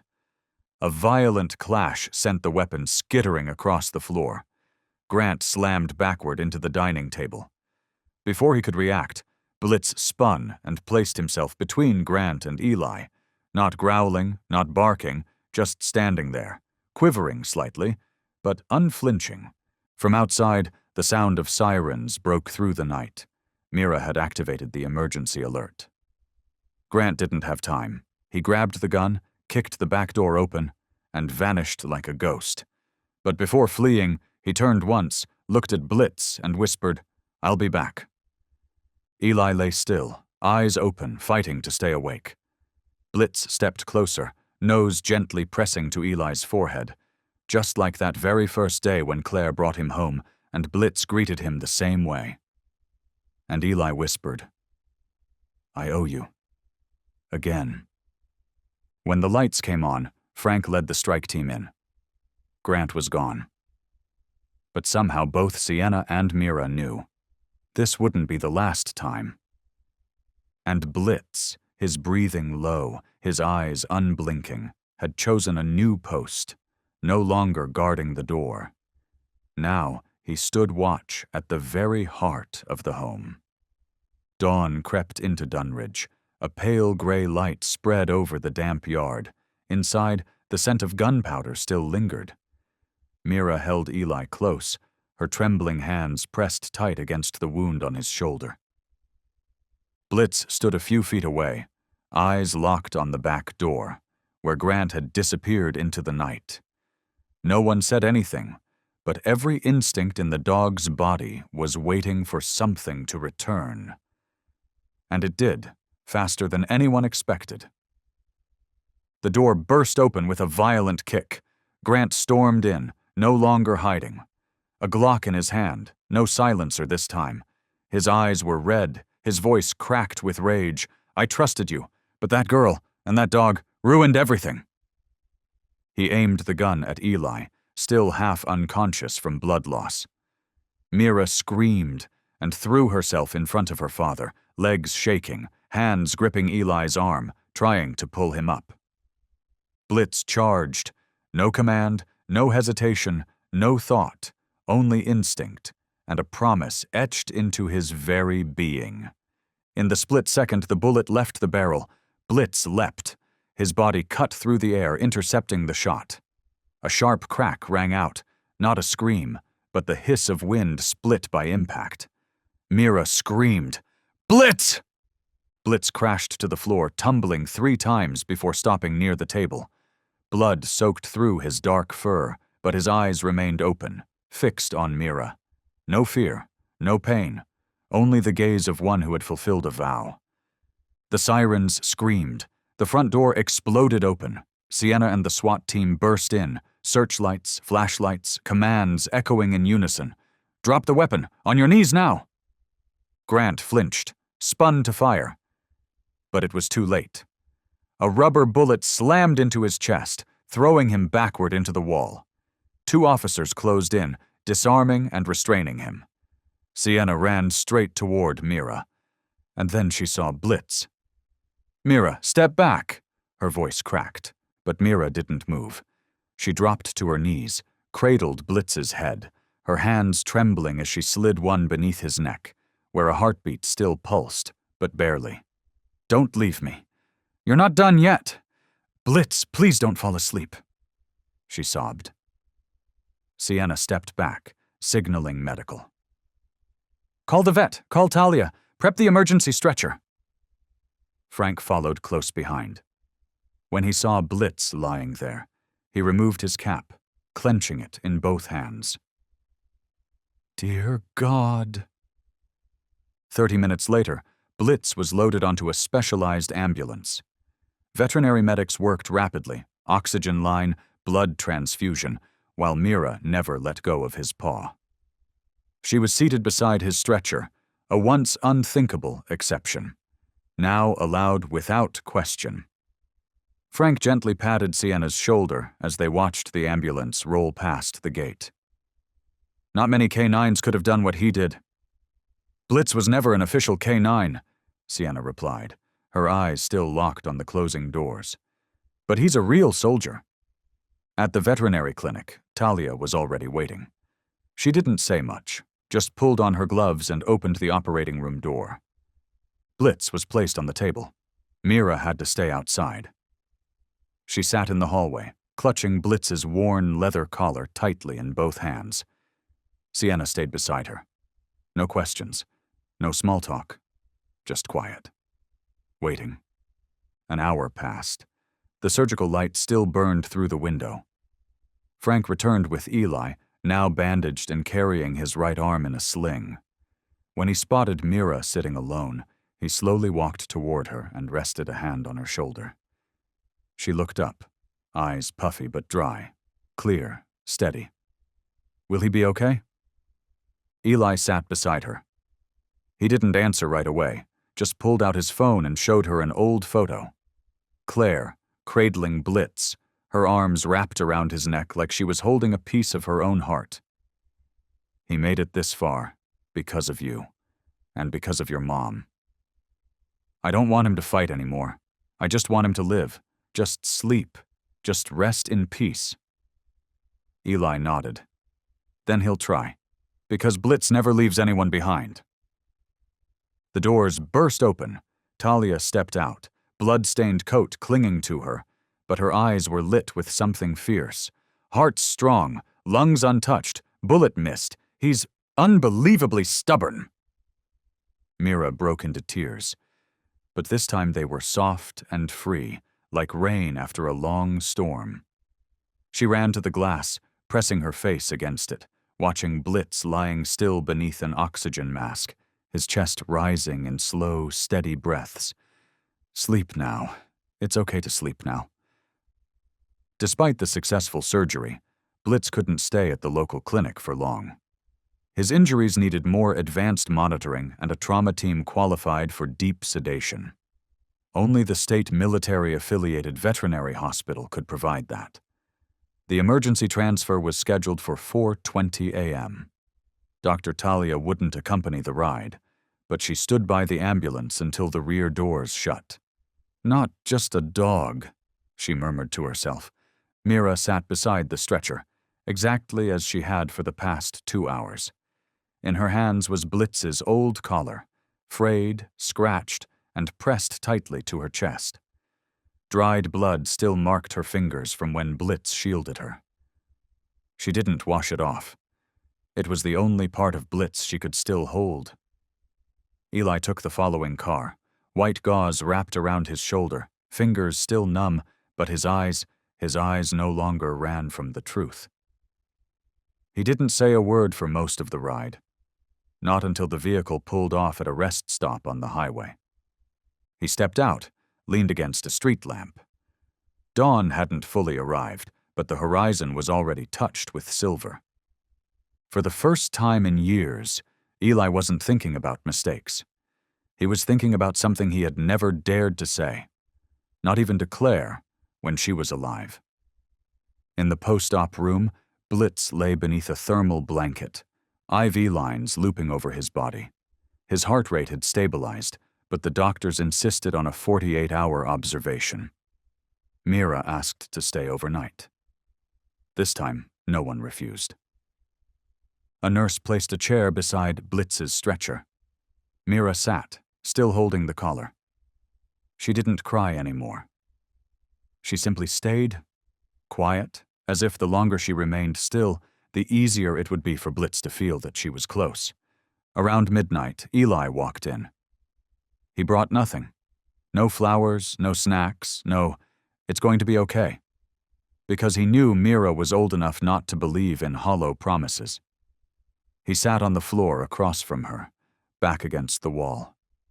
"You remember when he first came home?" he asked, voice low, almost hushed. Mira nodded. "Mom was still alive. She said the house didn't need another person, just another reason to believe in someone." Eli gave a small, dry smile, one she hadn't seen in years.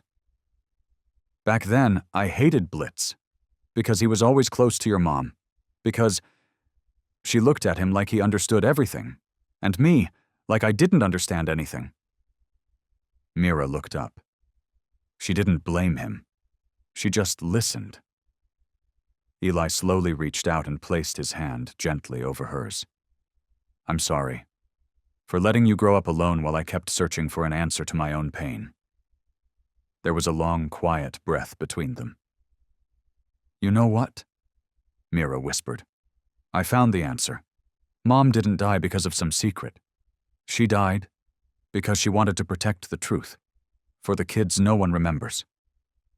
And Blitz, he never forgets." Eli bowed his head. His hand tightened over hers. "I promise. From now on, if Blitz stops somewhere, I'll be there with him. If you need someone to believe in, I won't disappear again." For the first time since Claire died, Eli Jennings made a promise. Not with a handshake, not with logic, but with a heart that had once fallen apart. The recovery room lights still glowed faintly. Blitz wasn't awake, but his breathing had steadied. Mira leaned down and placed the collar gently in the palm of his paw. "You don't have to wear it. I just want you to know it's still here, just like me, just like Mom, Just like all the things we never got to say, but that never really left. Outside the glass, dawn had begun to break. The first ray of sunlight slipped through and touched Blitz's closed eyes. Soft, golden, like a greeting from somewhere far away. And Blitz, without opening his eyes, curled a toe slightly, as if running in a dream. 3 weeks later, in the west wing of the Dunridge police station, once used for old case files, a new room had quietly opened. No sign on the door, no press release, no tour. Just a simple wooden door and a frosted glass panel with a line of small print. For the memories no one ever named. Inside, the light wasn't bright, but it was warm enough. On the walls hung pencil sketches, drawn on rough, yellowed paper, uneven, clumsy lines, the kind a little girl might draw not with skill, but from a place of memory no camera could ever capture. One showed 2 footprints in wet mud, one small, one large, deep in the forest rain. Another showed a dog curled under a hospital bed, eyes open, staring not at anything, but listening, as if hearing something only he could hear. At the center of the room was the largest piece, made from 12 A4 pages taped together. A forest path, a curly-haired girl walking ahead, a German shepherd behind her, head bowed low. There was no sun in the picture, but light still poured from the end of the road. Mira called it the way back. She stood beside Blitz now. Blitz had almost fully recovered. His coat had been groomed, though scars still traced faint lines across his back, but his eyes, calm, steady, and unshaken, had never changed. She wore a plain white shirt. Her hair was tied neatly behind her head. In her hand was a small recorder, something Frank had given her days after Blitz woke up. Before an audience of over 30 people, officers, locals, families of missing children, Mira pressed play. A faint static, then her voice, small but unwavering. I don't really know how to tell this story the right way, because he doesn't speak. And I'm just a kid, but I remember every step he took through that forest. I remember how he never left me, even when he was bleeding, even when it hurt. I can't draw well, but I drew to hold on to it, because not everyone gets to meet a hero. But I did. Right in my own home. Behind her, the room fell into silence. No applause. No one said, "Brilliant." Just the heavy, respectful quiet of people who had once lost something, and maybe, just maybe, found it again.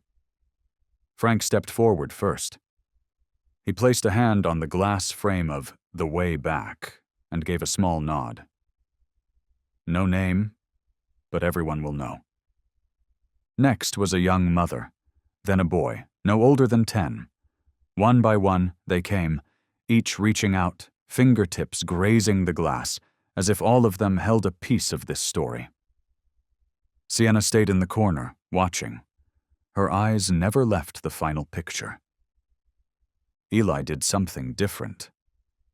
He knelt beside Blitz, not touching the picture, but gently brushing his fingers along the fur near Blitz's neck, where the old collar had been placed once again, now a symbol that needed no explanation. You made it home, and because you did, people finally see that some truths can't stay buried. Blitz didn't move, but his tail gave a faint, gentle thump, a wordless reply. The ceremony ended in silence. No medals, no declarations. But everyone remembered the final drawing, the final frame, the final words, all began with a creature who didn't need to speak, only to stay when someone else needed him most. Before leaving, Mira returned one last time. She stood in front of the drawing, then pulled a small folded piece of paper from her pocket and taped it to the corner of The Way Back. It read, "If you've ever felt lost, look into a dog's eyes. Maybe someone still believes in you." Blitz turned his head toward the doorway. Outside, the early afternoon sun touched down softly, like a hand reaching out. The girl walked beside him, one hand on his collar. and together they stepped out of the gallery. No one called their names, but somehow everyone knew. This wasn't the end. Autumn came early that year in Dunridge. The leaves changed sooner than usual, and the air was so crisp and clear that even long-time residents paused in wonder. On the woodland trail behind the police station, golden light spilled through the canopy in long, thin ribbons, draping the ground like fragments of memory woven back together by sunlight. At the third bend, a small figure sat beside an old tree trunk, and beside her was Blitz. Blitz had fully recovered. The wound on his shoulder had closed. His fur was growing in evenly. His steps were slower, but steady, like a soldier who had walked out of battle and no longer needed to prove anything. Since his recovery, Blitz had been officially retired. No more assignments, no more leashes, no more whistles calling for drills. And yet, every morning, Blitz would still make his way to the glass wall in the exhibit room and sit quietly in front of it, as if checking whether the dream he once lived was still being remembered by someone. Mira had grown, not in years, but in her gaze. She no longer asked why her mother hadn't come back, no longer startled when Blitz barked in the middle of the night, and no longer feared the dark like she used to in past months. Because that darkness had once been shielded by Blitz's body, and the light she saw through it was real. That day, Mira brought along a small notebook, the one she called her wordless diary.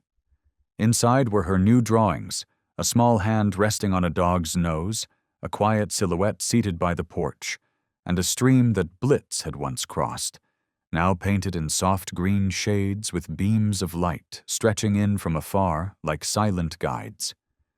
She set the notebook down, then turned to Blitz and whispered, softly enough that only he could hear, "You know I'm still here.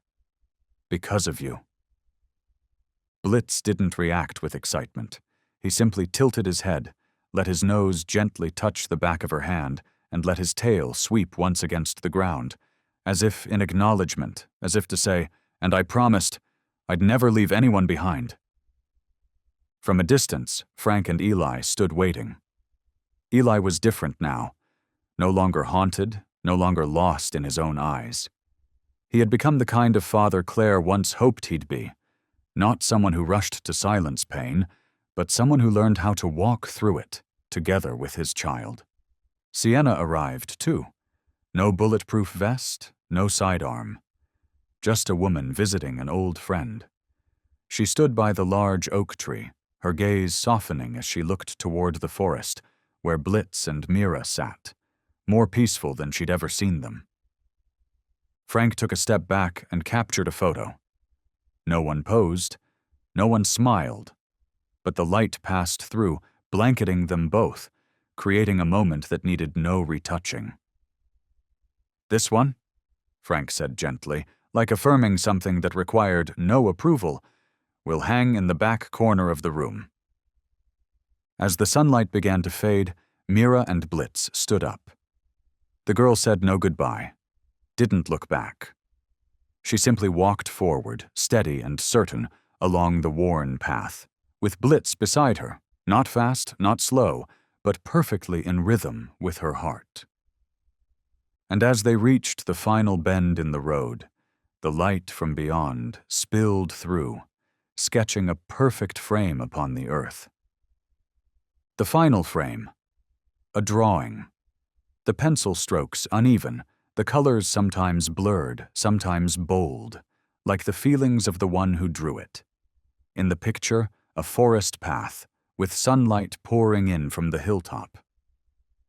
At the center stood a small girl holding a collar leash, leading a German shepherd by her side. There was only one line written in a child's hand beneath the image. "Some memories don't need names, as long as someone remembers them." Not all heroes wear medals. Not all journeys are carved through victory. But in this world, there are still those who keep their promises without words, like Blitz. The story of Blitz and Mira wasn't just about a rescue. It was a quiet reminder that amid chaos and distrust, there are still hearts that refuse to turn away, even when they've been hurt, rejected, or scarred. German shepherds, like Blitz, are not only intelligent and steadfast, but they carry within them an instinct to protect that goes beyond training. They don't need recognition to stay loyal. They don't wait to be led before finding their way home. And because of that, the love they give is always the purest kind. Unconditional, unasked for, undeniable. If anything lingers after this journey, it is trust. Trust that a creature without words can quietly hold together the pieces of a soul once broken. Trust that every gentle gesture, a touch, a look, or simply staying, can reshape someone's fate. Because sometimes, what we need most isn't someone who understands us, but someone who stays. A wounded German shepherd was found in the heart of a scorched forest. But what left the rescue team speechless wasn't the injury on its leg. It was the way the pup had draped its frail body protectively over a dying fawn, shielding it from the cold and the ash as if holding back the world itself. And when its eyes turned toward the mist in the distance, everyone felt it. Something was approaching, something that had been waiting. But what truth was hidden behind that gaze? The wind threaded its way through the towering pines of Windmere Forest, like a sigh left over from the day before, brushing lightly across the dew-laced earth, carrying the sharp scent of sap and the burnt tang of soil still clinging to the aftermath of the early season wildfire. Sage gripped her backpack strap tighter, stepping deeper into the mist-veiled trail where, just that morning, 2 hikers had called the rescue hotline. They said they'd heard something. Not a howl, not a cry for help exactly, but a sound cracking through the silence, like the broken voice of a creature hanging on to its final breath. "I think it was a hurt coyote," the man had said over the phone, his voice uncertain. But something about it felt off. Sage hadn't pressed further. Some shifts didn't call for questions, just for going. Beneath her boots, brittle branches crumbled with soft, brittle cracks, as if the forest itself were making room. Not for a predator, not for a fugitive, but for someone sent to witness. The sun had climbed now, filtering through the canopy and casting speckled shadows on the forest floor, imbuing the woods with a rare serenity, as if the land had chosen this exact morning to hush itself. Then Sage stopped. A faint streak of red traced across the dry leaves, not bright, not fresh, just a quiet remnant of something that had fought. Nearby, tufts of coarse, pale fur clung to brambles. A long drag mark, twisted and sunken into the damp soil, led downward into a shallow dip beneath a tangle of raspberry bushes. And there, just past the thorns, was a shimmer of light that revealed something that made Sage drop to her knees, hands clutching her thighs, as if the act of breathing too hard might shatter the moment entirely. A pup, barely 5 months old, a sable-colored German shepherd, its fur matted with ash and dirt, its belly hollowed, rib cage jutting through thin patches of coat, and its front left leg swollen and bleeding. The puppy lay curved over the limp body of a tiny fawn, pressing against it like a living blanket. The fawn's limbs twitched weakly, its eyes half-lidded, its breathing so shallow it was like watching a flower curl beneath fading rain. But what rooted Sage to the earth wasn't the blood, nor the injury. It was the eyes. The pup turned its head slowly, no growl, no bark, just an unwavering stare, wide and clear, absent of fear or panic, but holding something deeper, something still and ancient, as though it had been waiting, not for help, but for someone to witness. Sage raised her hand inch by inch, no sudden movement, no words. Every breath she took felt slowed, suspended in the fragile air between life and loss, as if even her presence might tip the scale. Then came a low, rumbling growl. Not loud, not threatening, just enough to echo through her chest like a quiet drumbeat of warning. "Do not come closer. Something sacred is happening here." Sage stepped back. She lowered herself to the forest floor, fingers resting lightly on the damp soil, her breath finding rhythm with the unsteady rise and fall beneath the dog's ribs, where the fawn's tiny chest pressed. No one teaches an animal to shield another. No one commands a young dog to endure its own pain for the sake of a smaller, weaker creature. Yet here, in a forest still laced with the smell of smoke, something beyond instinct was being written, etched in blood, in silence, in a choice that reason could not explain. A soft footstep behind made Sage glance back. A wildlife rescue officer had followed her in, just a few minutes behind. "What's he doing?" the officer whispered. Sage didn't turn. Her reply came low, barely more than breath. "Protecting." No one moved. No one dared to breach the space between the two.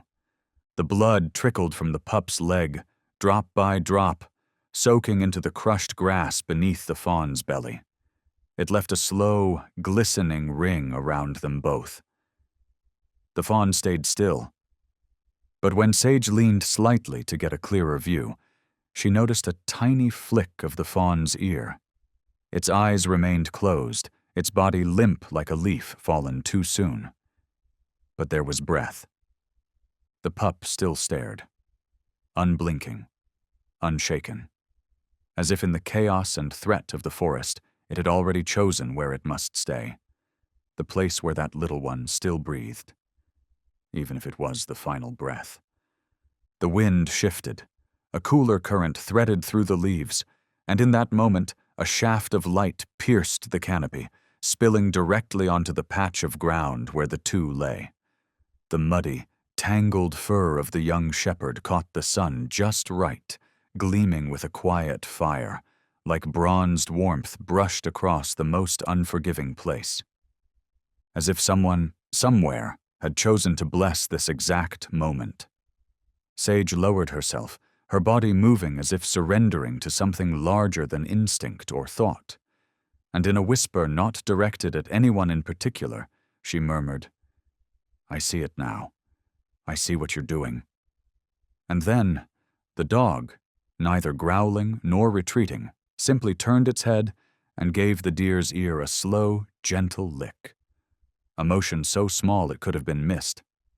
Yet in that single gesture, Sage felt her chest expand as though she had swallowed a light that had no shape, only presence. A wounded creature had chosen to stay. A trembling deer was still, somehow, being protected. The dog's presence, its calm, its stillness, so far from the raw twitch of survival, did not feel like instinct. It felt like a decision, a commitment, something she had never quite seen in all her years among rescues and wilderness wounds. She didn't yet know what to do next. But when the dog's gaze shifted, not to her, but beyond her, toward the distant underbrush where the faintest rustle had broken the quiet, something like the snag of a foot against grass, or the breath of something not quite visible, Sage leaned slightly, her palms still open before her, facing downward in a silent signal of waiting, of not moving too soon, her posture inviting whatever was about to step from behind the trees to do so, without fear. And then a shadow emerged. Not human, not predator, but something large enough to make the dog's eyes change, no longer growling, no longer on alert, but instead holding a kind of total, unwavering focus. The dog stood. Blood still dripped from its leg, but it no longer looked at Sage. It looked only there, toward the source of that sound, now rising again from the underbrush, a noise that made the ground seem to pulse faintly beneath her boots, directing every gaze toward the soft movement in the thin mist of early morning. Sage's fingers tightened slightly around the strap of her pack. her right hand brushing against the radio on her hip with the practiced instinct of someone who has known what it means to meet the unexpected in the depths of a forest. But as the light of morning pushed further through the canopy and illuminated the source of the disturbance, she didn't call it in, didn't reach for help. A rotted pine branch had snapped and fallen, dragging with it a brittle curtain of dry vine that now crumbled into fragments on the forest floor. There was no one else, no predator, no threat. And yet the dog, though no longer staring into the trees, had not eased. Its body was still drawn tight as a bowstring pulled to the breaking point, yet never loosed. The front left leg, the one matted with blood, lifted slightly, then stopped, the animal shifting back into its previous position, once more lying protectively across the deer like a living shield. Sage stepped closer, this time to the edge of the slide mark she had noticed earlier. From above, it had looked like nothing more than faint drag lines. But now, crouching low, her fingers grazing the soft, disturbed earth, the story became clear, as if someone had written it directly into the dirt. Small hoof marks, long diagonal drag trails, repeated over more than 10 meters. And finally, at the end, a section of rusted fencing, twisted and broken, curving into the soil like the blade of a rusted scythe. Strands of ivory-white fur clung to the jagged edge. It confirmed what she had begun to suspect. The deer had been caught there. At some point in the night, perhaps when the cold had dropped to its cruelest depth and every sound had been swallowed by frost, it had panicked, thrashed, and eventually collapsed, unable to rise again. But something had pulled it free. The evidence was there, undeniable. Another creature, smaller, had dragged the deer with its whole body through brush and stone. Sage looked up. The dog hadn't moved. But from this angle, she saw more clearly the dark, raw abrasion beneath its left foreleg. A long, inflamed line where the fur had vanished, the skin pink and raised. Not a scratch from brambles, but a mark from a rope. She had seen stray dogs before, some abandoned, some escaped, dragging remnants of old collars or frayed lines. But this dog, it did not feel like it had just broken free. It had chosen to remain. This small body, caked in dried blood and soil, lay there in silence, protecting a fragile life without demand for rescue, without expectation of reward. Not once had it searched for escape, not once turned its head toward safety. Its presence, whole and quiet, stood as if this very place was the only boundary it accepted between life and death, between fleeing and staying. Sage sank to the ground. Her hand reached gently to the soil beside the spread of blood, feeling the dampness, the cold, and something deeper, a quietness sinking between the cracks of the earth like breath withheld. The dog turned its head, looked at her. It did not bark, did not move closer. But it didn't pull away either. That moment hung between them like a silent agreement, a pact between two sentinels, each guarding one side of a door not yet opened. Sage drew a small cloth from her pocket and slowly, carefully, wiped the dried blood from her fingertips. It was a small gesture, perhaps meaningless. But something in the dog's gaze, softer now, seemed to understand. Here was a human who approached not with command, not with leash, not with the noise of ownership, but with patience. She noticed then, despite the clear pain in its leg, not once had the dog whimpered. Each time it shifted, even slightly, adjusting itself so the deer could breathe more easily, it bore the pain in silence, drawing breath into its chest, squeezing its eyes shut for a heartbeat, and still, never abandoning the place it had chosen to hold. She knelt down. "The little girl is alive," she whispered. "She's somewhere safe. But this place is yours." Rook didn't move. He just stood there. Then, slowly, without a sound, he turned and walked toward the only window in the room. The glass remained shut, but the wooden frame was old, and the thin curtain did little to keep out the scent of the forest. He settled by the window, not lying fully down, not relaxed, simply keeping watch. It was past midnight when Sage returned to the recovery room, her work at the wildlife station finally done. Fleur was stable but hadn't eaten. Sage had asked a nurse to cover the rest of her shift, not because there was an emergency, but because something deep in her chest hadn't settled. When she opened the door, the soft amber hue of the nightlight made the room feel like an unfinished oil painting. Rook was still there, not asleep, not changed in posture. The glass was cold, the wind had gone, but his eyes were still open, staring into the quiet, as if the scent of that fawn still lingered somewhere between the wisps of mist and smoke curling through the after-midnight air. Sage didn't switch on the main light.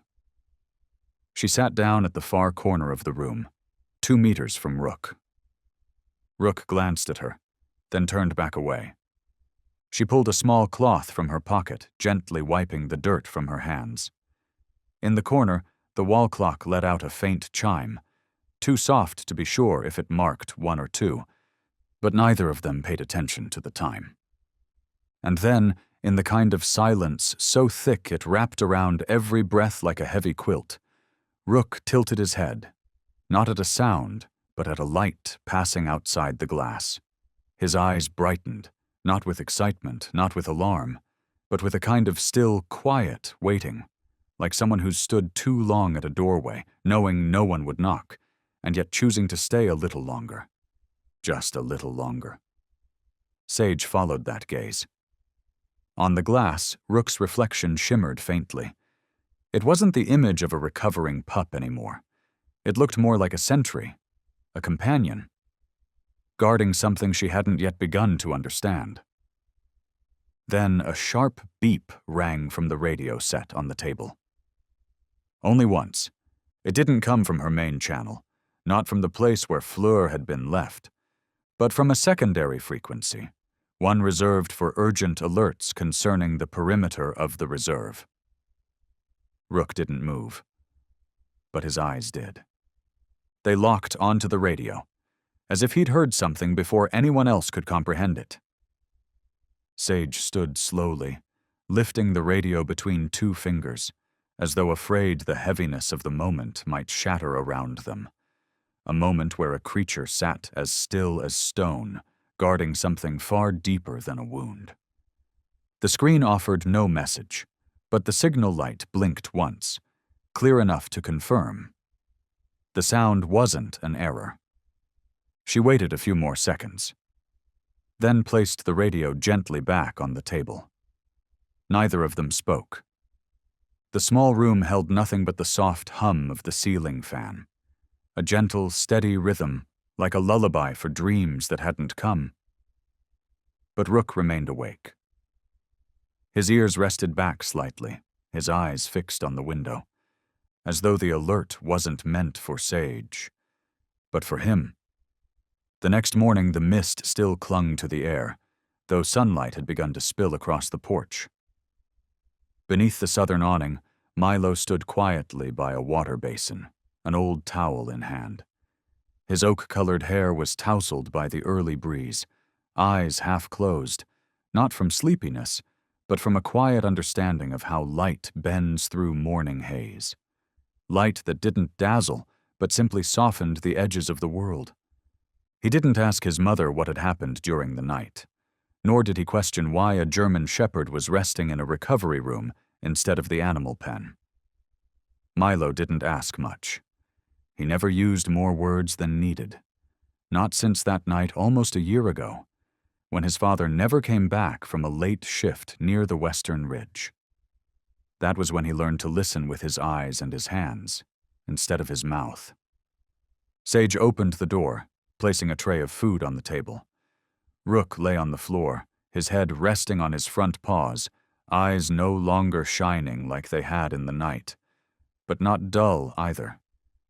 There was stillness in his gaze, like a lake undisturbed. Not because there were no waves, but because the waves had long settled into the deep.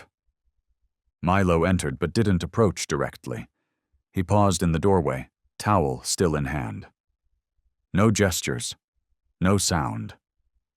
Rook didn't turn his head, but within seconds, his eyes blinked. Then shifted, toward the boy. That first look between them, between a child who didn't want to speak and a dog who couldn't, was unlike any first encounter Sage had ever witnessed. There was no caution, no effort to connect. Just quiet recognition, held longer than usual, as if every flicker, every shadow in the eye, every breath drawn was being measured carefully. Milo crouched, set the towel beside the table, then stepped back. Rook didn't move, but his gaze had left Sage. For the first time since being rescued, his eyes had chosen someone else. Milo stepped outside. No words left behind. Sage followed him to the edge of the porch. She sat on the wooden step, where slender blades of grass had begun to stretch through the cracks in the stone, reaching for the sun like little fingers clutching at the warmth of late spring. "Weren't you scared of him?" Sage asked, her voice as light as the mist resting on her son's hair. Milo didn't answer right away. He bent down, picked up a small twig, tapped it against his knee, thinking, not about how to sound wise, but whether silence might still be better. Finally, he said, "I think he's listening." Sage turned. Rook was still there, eyes open. "Listening to what?" she asked gently. "Not sound," Milo replied, "but what's behind the sound?" Sage didn't speak. She had never known her son could sense things that way. He had always been quiet. Not the silence of sadness, but the silence of someone who had chosen it. Someone who understood that if the world didn't need words, he wouldn't add more. And this time, he looked at her, eyes clear beneath the morning light. "Mom," he said softly. "He's waiting." Waiting for who? It felt as though he had been trained. Every movement carried a precision, a clarity of purpose, but the way he acted did not echo the rehearsed responses taught in a shelter or obedience camp. No, it felt instead like a choice, one made with quiet certainty, with depth, with intention, as though behind each motion was not a command remembered, but a decision formed in the silence of knowing. A decision Sage could not explain. Behind her, the support team kept their distance. One of them raised a hand, murmuring the suggestion of bringing in a stretcher. Sage gave a slight shake of her head. Not yet. Not now. Nothing could be touched. Not him, not the deer, until permission was given. The morning sunlight had already begun to retreat from the pine canopy, leaving behind a soft, milky light that spread across the forest floor like a breath held too long. On the dog's back, the blood had darkened, dried into thin, brittle streaks, but near his legs it still seeped, slow, persistent drops falling like seconds ticking down. Sage knew. He was losing blood. And still he remained motionless. There was no panic, no urgency, only a still, resolute presence, so quiet, so certain, it seemed to hush the entire forest into holding its breath with him. And it was just in that moment, when Sage thought nothing more could deepen the strangeness, the sacredness of what she was witnessing, that the dog, with almost imperceptible slowness, turned his head back toward the deer, leaned down, and gently touched his nose to the faintly rising curve of her neck, as if to wake her, as if to signal something wordless and essential. And then, the impossible happened. One of the deer's ears trembled, then a single blink, just one flicker of her eyelid, and that alone was enough for Sage to feel something break within her. Not sadness, but the cracking of an invisible layer of ice, pierced through by the impossible weight of hope. She turned, already speaking into the radio at her hip.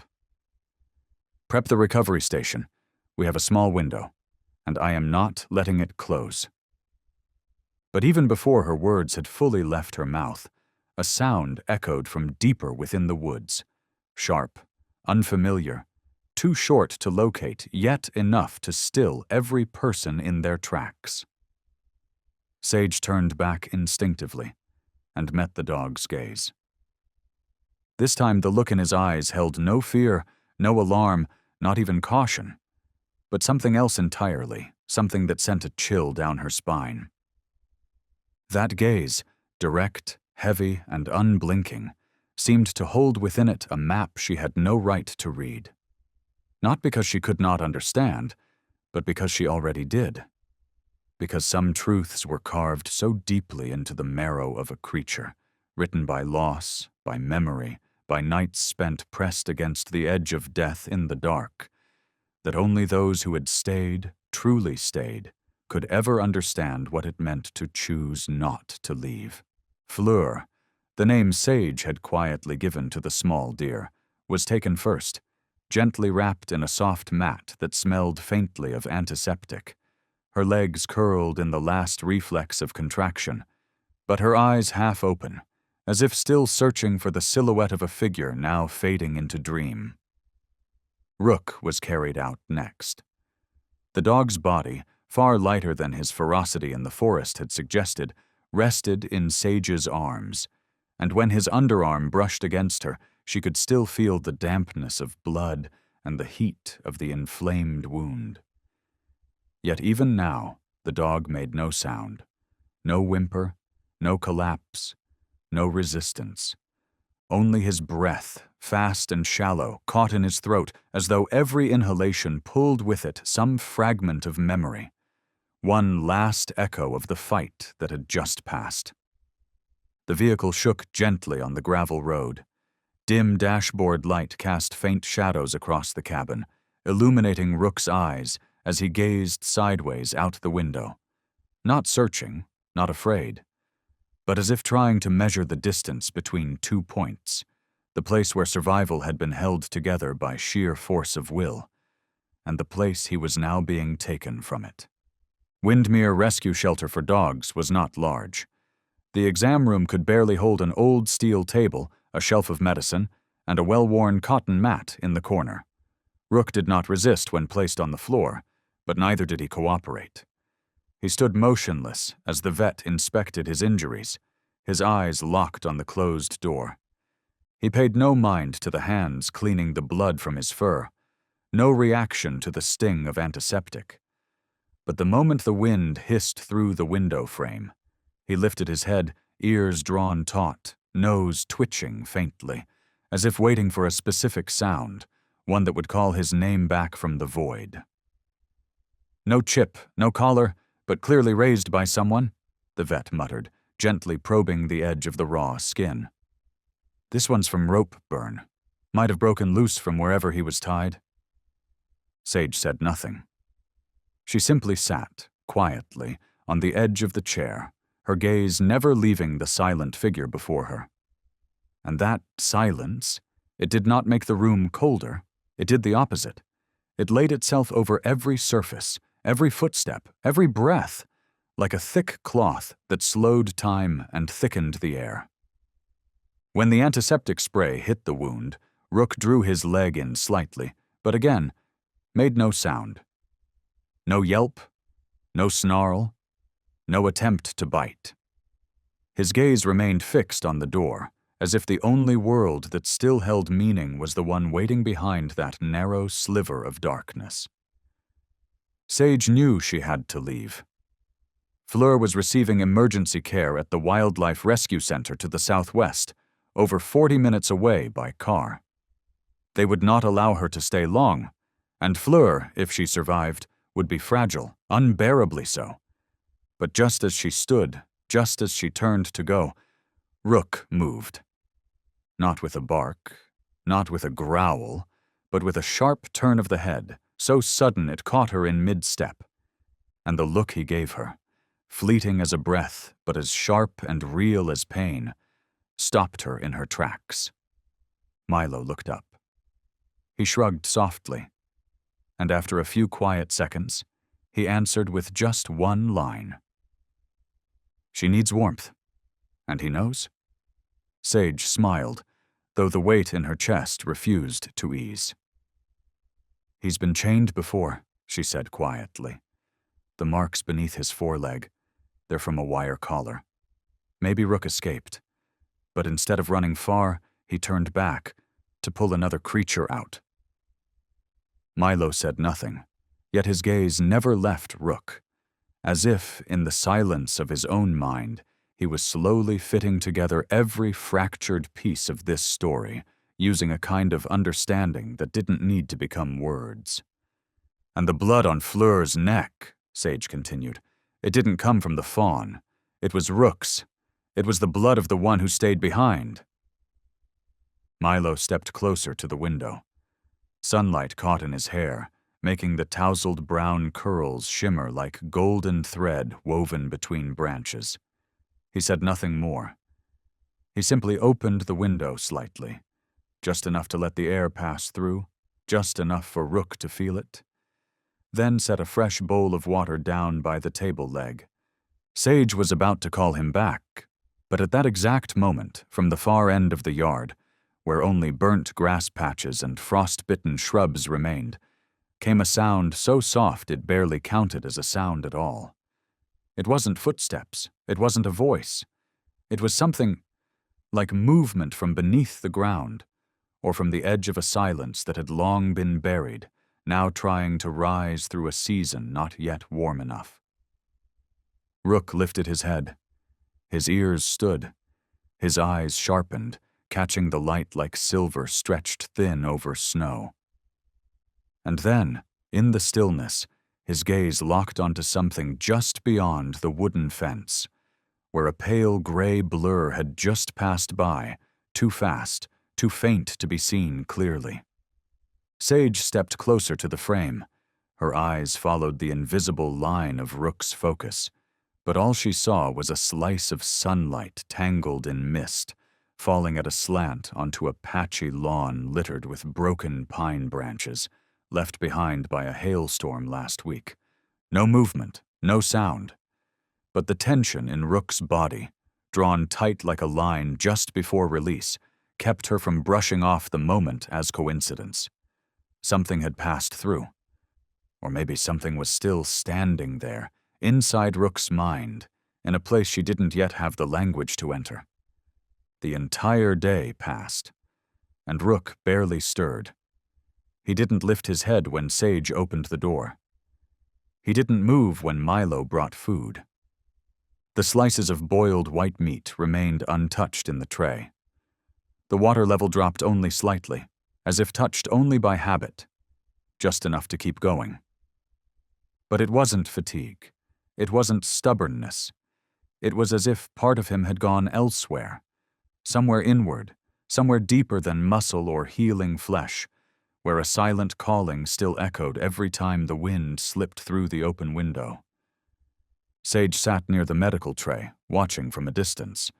Rook's eyes, if one were to name it, were not dim, but the light in them was fading.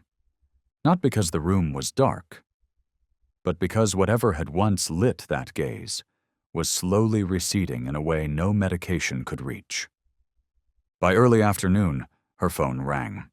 It was the Wildlife Center. "Fleur's showing a change," the nurse said quickly. "We thought you should know."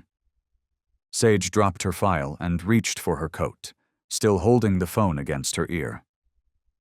"What kind of change?" "She's not reacting to touch." "You mean?" We gently pressed her forehead, same as always.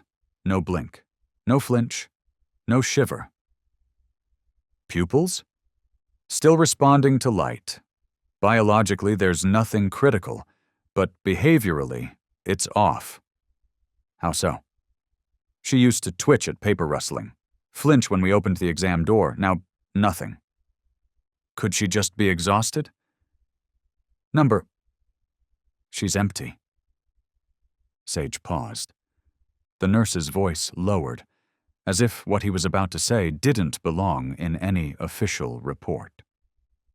Have you ever seen a creature fade because of a wound you couldn't see?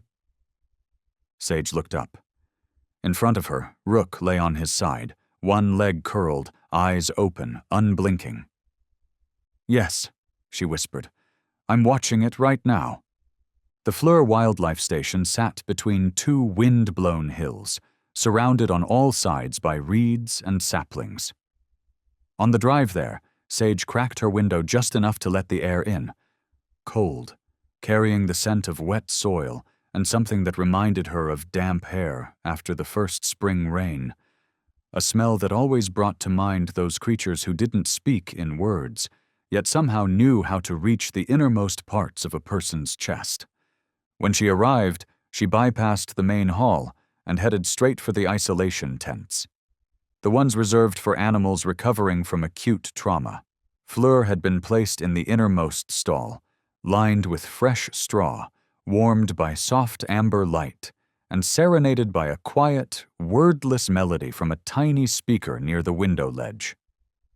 The little fawn lay curled, limbs tucked close to her chest. Her ears drooped, her eyes half closed. Not asleep, just resting in that motionless way living things sometimes do when they've paused somewhere between staying and letting go. We've kept the temperature constant all morning, the nurse whispered, but her core temp keeps dropping. Sage knelt beside her. She placed her hand gently along the edge of the straw, not touching Fleur, just letting her palm rest there, open, as a quiet invitation without demand. You know already, don't you, little one? She whispered. Fleur didn't respond, but her eyes flickered. Not enough to call it a reaction. But not nothing either. Sage drew a breath. I think maybe it's not pain that's pulling you down, she said softly, but the absence of something none of us can replace. The light from the window fell across her back, stretching her shadow, and Fleur's, into long shapes across the straw, like two beings from different worlds waiting for a single bridge to touch. When Sage returned to the station, she didn't go into Rook's room right away. She stood in the hallway, hand resting on the doorknob, chest tight as if some kind of slow-moving current was rising inside her, pushing back against gravity but refusing to stop. And when she opened the door, nothing had changed. Rook was still there, resting his head gently on the towel Milo had left behind. But something else was different. The window had been left slightly ajar, and beneath the water tray, a small spreading patch darkened the floor. Subtle, almost imperceptible, but unmistakable, like the quiet trace left by someone who had drunk, if only a single sip. Sage stepped forward without a sound.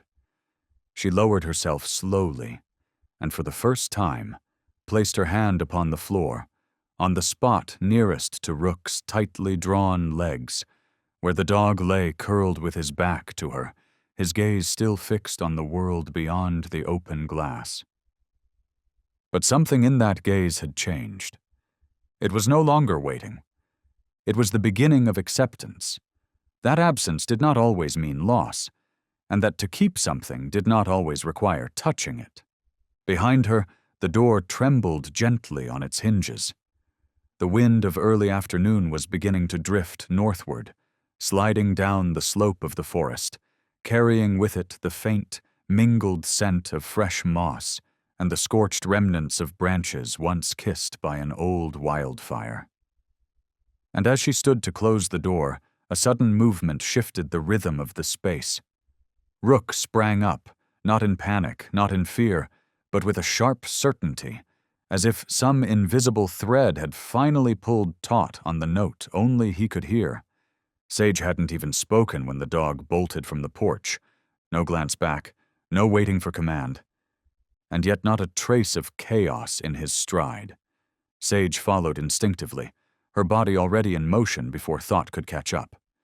She didn't stop to grab her jacket, didn't reach for the radio, only snatched the handheld flashlight hanging beside the door and dashed across the patchy earth of the front yard, where burnt grass spread in irregular blotches, like bruises on the skin of land not yet healed.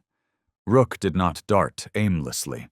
He moved with purpose, threading through each path as if drawn by a memory, by the muscle-deep knowing of a place once walked, once chosen, guided not by sight, not even by smell, but by a kind of internal compass only those who have returned to pain understand.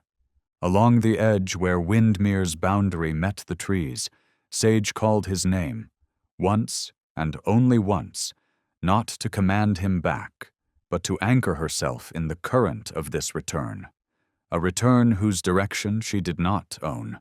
Rook halted where the earth changed color, from mossy brown to pale stone, where a thin scatter of gravel lay dusted in a soft sheen like frost, evoking the fragile borderlands between forest and not forest, between what had passed and what still lingered quietly in place.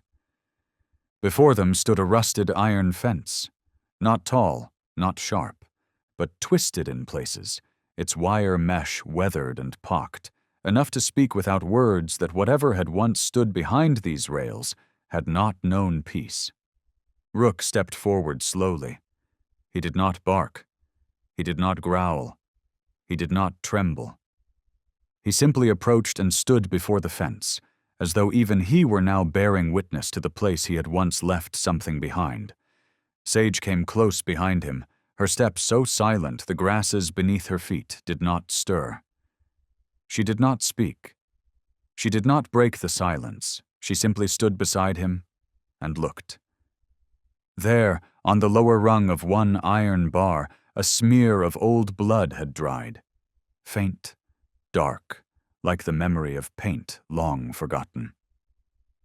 And tangled in the mesh, a few strands of fur, ash-gray, long, caught midway between Fleur and Rook. But deeper than the traces themselves, deeper than the blood or the fur, there was a stillness so profound it felt almost suffocating. Not for lack of sound, but because so many unspoken things were waiting here, heavy and hushed, for someone quiet enough to hear them. Rook stepped closer, touched his nose lightly to the wire, then stepped back. But he did not turn away. He did not leave. He remained, like one waiting for a door that no longer opened with hands, but only with memory. Sage knelt. She laid her hand on the ground where Rook stood. The soil was cold, dry, but still had softness that suggested something living had once rested here for a very long time, long enough that even the wind might have paused to witness. "Is this the place you chose?" she whispered, though the words seemed meant more for herself. The sun tilted low across the distant canopy, casting a golden streak through the fence's jagged lines. And in that light, Rook was no longer the discarded, the stray, the survivor. He stood as something else, something more, as one who had once kept vigil at the threshold between life and death, had chosen not to abandon, had given warmth to a fragile creature not his own, and only when all was done, had finally allowed himself to step away. Sage pulled out her phone and took a picture of the fence, not for evidence, not for a report, but because she needed to hold on to the moment a dog returned to the place that had hurt most, and did not fear it. She turned to Rook. He had raised his head. Not to search, but to listen. From the far side of the forest, a distant pulse echoed, so faint it fell beneath the reach of human hearing, but enough to make Rook's ears twitch. Sage held her breath. And then, without signal, without hesitation, Rook turned and began to walk, this time not in flight, but to lead, not toward where they had come, but toward a new path where the mist was thinning faster than the sunlight. Sage followed, not needing a reason. Each of Rook's steps felt predestined, carved into the earth long before they arrived. No misstep, no pause. As if the forest itself, each bend in the trail, each bowed shrub, each fallen trunk, was an old friend keeping watch over something that had once been lost and now returned to be reclaimed. When they made it back to the rescue station, the final brush of sunset was painting gold along the edges of the metal roof, still warm from midday sun. Everything was strangely still. No voices, no alarms, only the wind slipping through the half-shut door, carrying the coolness and faint scent of bramble from the edge of the distant woods. But Rook did not stop at the porch, as he always had. He walked straight into the room, where Milo, unaware of their return, was crouched over the tray he had been trying to re-level since morning. The soft sound of claws on tile made the boy startle, but not with fear. Milo turned, instinctively shifting to the side to offer space. But Rook didn't pass. He stopped. Right in front of the boy. No growl, no retreat, no recoiling into himself like all the times before. He simply stood there and looked, and in that gaze, something had softened. A silence that no longer braced itself. An emptiness that no longer chilled. A crack just wide enough for light to enter. Milo didn't rush. He lifted his hand, very slowly, as if reaching not for a creature, but toward a thread of sound so delicate it might break if touched too hard. And then, what no one could have predicted, Rook tilted his head, and gently, quietly, touched his nose to the boy's wrist. It wasn't the scent of meat, it wasn't hunger. It was something else entirely, a shift, as if the dog had quietly chosen to unlock something from within. Milo didn't speak. He sat down beside Rook, gently set the water tray closer, used the soft cloth to dab at the damp marks on the floor, then let his hand rest flat on the ground beside the dog. Not as a gesture to demand, not as a cue for response, but simply to be there, like an anchor offered with no expectation of return. Rook didn't walk away. He turned his head, sniffed lightly at the boy's hand, then lowered his body down by the edge of the window. Not turning away this time, not like all the times before. From the doorway, Sage watched. She didn't interrupt. She didn't break the thread of quiet being woven, strand by fragile strand, within that small room. Instead, she stepped back into the outer workspace, meaning to check the temperature logs for Fleur's recovery room, when her phone vibrated softly, a message from the wildlife station. She stood up for a bit, ate some soft greens. Someone caught it on video. A video link followed that single line. Sage tapped it. The screen lit up slowly, the dim glow of ceiling lights glinting in Fleur's still sleepy eyes. The little fawn wavered for a moment. Her front legs trembled slightly, but then one step, then another. Fleur stood, unsteady, unsure, but standing entirely by her own strength. The camera shook slightly, as if the person behind it was moved just enough to lose their grip. A vet knelt down, placed a small bowl beside her. Fleur looked, sniffed, then flicked her tongue, just once, just enough to lift a bit of mashed greens onto the tip of her nose. In that second, Sage's vision blurred. Not because the scene was dramatic, but because of the light in the far corner of the frame, the way it reflected in Fleur's eyes. It looked exactly like the light she had once seen in Rook's on the morning she first found them.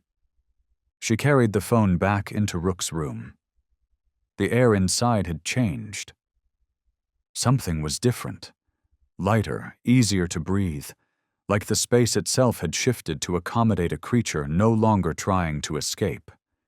She sat beside Milo, said nothing, and held the phone forward, just within Rook's eye level, not to make him look, not to force his gaze, but simply to open a window, small and quiet, into a place where the light was still waiting. Rook tilted his head. He didn't move closer. He didn't bark. He simply looked. And when the image of Fleur rising to her feet played out, step by trembling step, his eyes shone. Not bright, not blazing, but deep and soft, like water in morning light. As the clip neared its end, Rook let out a sound. A low murmur, barely more than breath caught in rain. Sage gently rested her hand on Rook's back, not pressing, not stroking, just laying it there, like placing a palm upon the earth where survival had once left its mark. "She saw the light," she said softly. And Rook didn't look away. The window behind them remained open. The last rays of day spilled orange across the sill, brushed over Milo's wrist, and began seeping into every quiet corner of the room. A kind of light that never needed to knock.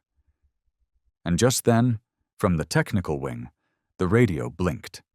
The beep was faint, but sharp enough to stir every sense in that quiet space, as if a signal long held back had finally found a way through.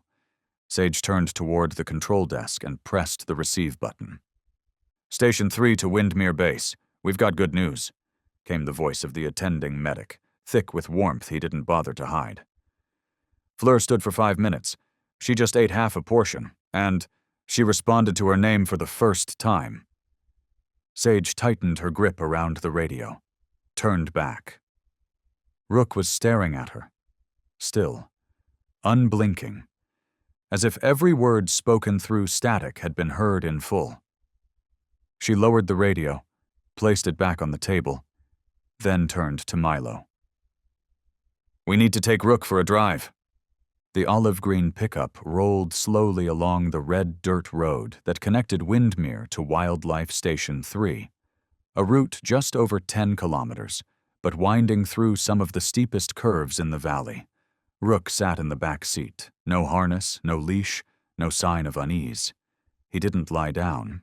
He didn't shift. He simply sat, eyes fixed on the fogged window, where rows of ferns passed by like frames from a reel running in reverse. Sage checked the rearview mirror. Every time they rounded a bend, sunlight broke through the trees and flashed across Rook's eyes like a signal. And not once did he look away. She said nothing for the entire ride. Neither did Milo. There was no need to speak what had already become clear. Today wasn't a visit. It was a return. The center gate opened slowly. The guard recognized their vehicle, waved them through, and gestured toward the rear buildings, where high-priority recoveries were housed in monitored isolation, but where supervised contact was permitted if formally cleared. The head vet was already waiting, a clipboard in one hand and a temporary access tag in the other. The tag read, "Rook, temporary clearance." "No leash necessary," he said. "Just watch for signs of anxiety." "He won't cause trouble," Sage replied, not because she trusted instinct blindly, but because she had seen enough to understand. Rook hadn't come to make contact. He had come to be present. They walked down a polished stone corridor, the air cool and dry, scented faintly of antiseptic and dried grass pressed into new paper. Room 12 stood at the end. The mesh barrier remained shut. Inside, Fleur was lying curled, but her ears had already risen at the first scrape of claws against the hallway tile. She stood, quick but not startled, her eyes wide, following the steps approaching. And then, Rook stopped in front of the mesh. Neither moved. Wind slipped through the cracks in the window. Everything stilled, like the breath before a symphony begins, but no one knows the first note. Rook stepped forward once, not forced, not hesitant. Just one step.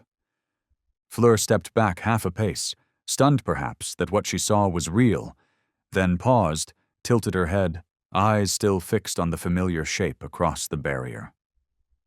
And then, one step, then another.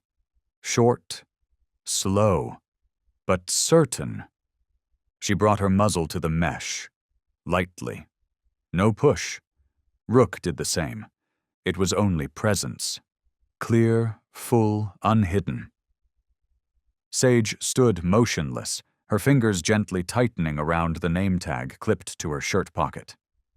Milo didn't blink. The medical chief inhaled deeply, as if something long trapped in the narrow space of his chest had finally been peeled away.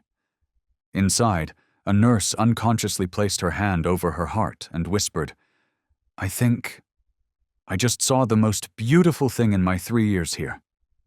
And in that very moment, a soft chime sounded from the computer behind them. The screen flickered, shifting into a new alert window. Faint green letters appeared. Special report. Unregistered K9 unit sighted at checkpoint 17. Forwarded from legacy data cache. Unverified. Sage moved toward it. She hadn't yet finished reading the file when Rook's eyes shifted suddenly. He looked past her, through the glass, toward the row of technical rooms. And in that look, there was the strange stillness of one who already knew what awaited. The air in the room seemed to change tempo. No words were spoken, yet the silence no longer carried the weight of uncertainty. It had turned into something else, a quiet form of dialogue between what had just been uncovered and what had long known it was there. Sage reached for the file, but Rook's gaze stopped her. Not out of fear, but because she understood. It wasn't time. Not today. The next morning, the sun rose slowly, as if it too was waiting for something to shift before daring to begin the day. Windmere remained still, broken only by the soft tapping of fern leaves outside the porch and the rhythmic dripping of water from the old gutter. Sage brewed coffee and sat on the wooden chair by the window.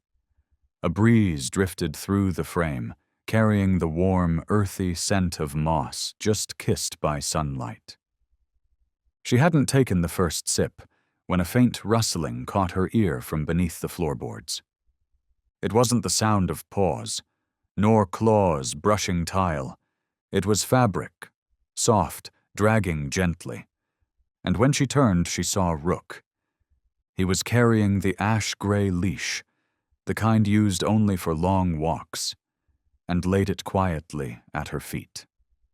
No bark, no urgency, no glance upward seeking permission, just placed it there. As a silent message. Sage bent down, one hand on the leash, the other gently running along Rook's back, feeling each strand of fur tighten beneath her touch, like memories still curled beneath the skin. "Is there somewhere you want to go?" she asked, half to him, half to herself. Rook turned, stepping out onto the porch, not waiting, not leading, but leaving just enough space behind for someone, if they chose, to walk with him. The forest trail leading north from Windmere was a path they had walked before, in flight, in return, in confrontation with a past that had never quite spoken its name aloud. But today, Rook's steps were different. He did not hesitate at the old fence. He did not pause at the blood-marked roots. He did not look back for reassurance. He moved straight ahead, as if a door within had finally opened, leading not to what had been, but to what had never been reached before and was no longer feared. Sage followed. She asked nothing, carried no map, marked no trail, but her steps matched his, never falling behind, never rushing ahead. Rook crossed a dry creek bed where only small pools remained, glinting in the morning sun like fragments of glass newly cleaned. He didn't lower his head to drink. He stayed to the edge, following the curve until he reached a fallen log stretched across the path. And instead of leaping over it as he always had, he stopped. He raised his head. Sage approached and saw it then, a wide, open patch of earth where the trees stood apart, but their roots wove together like a soft, woven mat, smooth as bedding. Rook sat, slowly. Not in defense, not in guard. He simply sat, right in the middle of the clearing's light, where the sun slanted just enough to cradle his form in its gold. Sage did not stay standing. She stepped forward, chose a leaning tree, and sat beneath it. No notes, no photos, no words, just her hand pressed gently to the ground, as if to offer silent recognition. Here, we don't need to name the past to understand one another. Rook turned, not to look at her, but to gaze behind her, into the dappled light slipping through layers of leaves like a curtain sewn from memory. They remained there. No sound, no time. Only wind, sunlight, and the quiet certainty that they were no longer here because of pain, but because someone had once waited in this place, hoping they might return. A sparrow landed near the edge of a tree root, hopped once, then settled, not flying off. Rook watched, but didn't chase. He simply followed it with his eyes, a silent greeting exchanged between beings who had nothing left to prove. Sage closed her eyes. She no longer needed to open yesterday's file, because some truths, if kept trapped behind a screen, will forever remain data. But placed in the right space, in the soft earth, in the silent mornings where nothing is spoken, they become something else entirely. A direction, a guide, a return to what truly matters. Rook stretched out his legs, resting his chin on his front paws. Not waiting, not guarding, just allowing himself to breathe. For the first time, unchained. And in that exact moment, from deep within the forest, a sound emerged, so faint it barely stirred the air. Not the cry of an animal, not the whisper of wind. It was the sound of a leaf falling onto warm water, no ripple, no echo, but a vibration that filled the space more completely than anything else could have.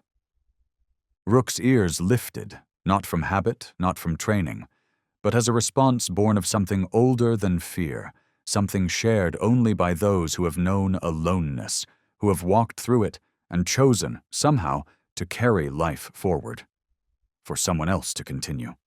That morning, Sage received a call from the Preservation Center. The voice on the other end remained professionally steady, but the emotion threading beneath each word betrayed a quiet hesitation as the dispatcher relayed a decision just passed. The biomedical board met in emergency session, and, if you're still willing, we've approved for Rook to see Fleur one last time before we release her back into the forest. Sage didn't respond immediately. She simply turned toward the door, where Rook still lay, sunlight brushing across his back, eyes half closed as if caught in the drift of a nameless dream. The trip wasn't far, but every meter of road that morning felt strangely lighter, as if even the earth beneath the tires understood that this was not a mission of search or rescue, but a quiet act of returning. The sun stayed close as they drove, slipping through the tree canopy, tracing over rows of deep green pines that had just begun to stretch after the long tightening of a dry season. When the truck came to a stop in the courtyard between the critical care wing and the recovery block, Fleur was already there, neither crated nor tethered, just two handlers walking beside her, maintaining enough distance to allow space, but close enough to guard the silence gently building around what was about to happen. Rook stepped down from the truck without needing a command. He didn't look for Sage. He didn't scan the surroundings. He simply walked, slowly, deliberately, as if each step carried a fold of memory, carefully creased and ready to be returned to the place where everything had once begun. Fleur stood in the middle of the courtyard, unshaken, unmoving. She blinked once when she saw him coming. No one taught her how to recognize that presence. But her eyes widened, not out of surprise, but because the morning light was just soft enough to reflect within them the image of one who had once lain beside her through the coldest night of her life. Rook stopped at the wooden fence. He didn't press against it. He didn't try to cross. He simply sat, just as he had before. Fleur moved closer. Uneven steps, her front legs still carrying a slight tremble. But she did not hesitate. She approached him without needing to be called. Then, from opposite sides of the fence, their muzzles touched. No wire barrier, no sound. No one stepped in. People stood at a distance. No one moved. And for almost a full minute, the entire courtyard held its breath, as if even the rhythm of human hearts had quieted, not to disappear, but to make space for something else to be felt. Rook didn't lower his head. He didn't growl. He only held her gaze, a gaze that once blazed through fire, once shattered in panic when the trail went cold, once dimmed as he waited by the window through sleepless nights, and now glowed again. Not bright, not fierce, but soft, like the pale gold that settles quietly in the center of a season yet unnamed. Gentle and full, like a blanket pulled over a long dream. Fleur made no sound. She closed her eyes once, then opened them, as if to capture that final image and store it somewhere only creatures marked by deep memory could ever learn to keep. The nurse gave a discreet nod. One staff member reached for the gate at the far end, the small, narrow path that led to the outer forest, where Fleur would be released. The gate opened without a sound, just wide enough for her silhouette to pass. Fleur turned back one last time. Not in doubt, but as a gesture of thanks, simple, unmistakable, meant for the one who had stood guard through a night with no rain, but a cold that could steal the breath from the lungs, just so she wouldn't be alone. Rook didn't rise. He only tilted his head. And when Fleur finally disappeared, truly vanished, her outline dissolving into the drifting silver mist beneath the lower branches of the forest's edge, Rook let out a slow, quiet breath. A farewell too deep for words. Sage placed her hand on Rook's shoulder. That hand, no longer just the hand of a rescuer, now felt like the touch of someone who had just seen off a loved one, not forever, but with the quiet knowing that from this moment on, the keeping was no longer necessary.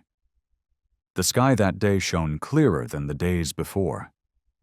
The clouds dissolved as if choosing not to leave traces behind, and the wind passed through, not strong, not sweeping, but just enough to lift the back of every shirt in the courtyard like a silent nod from the forest itself.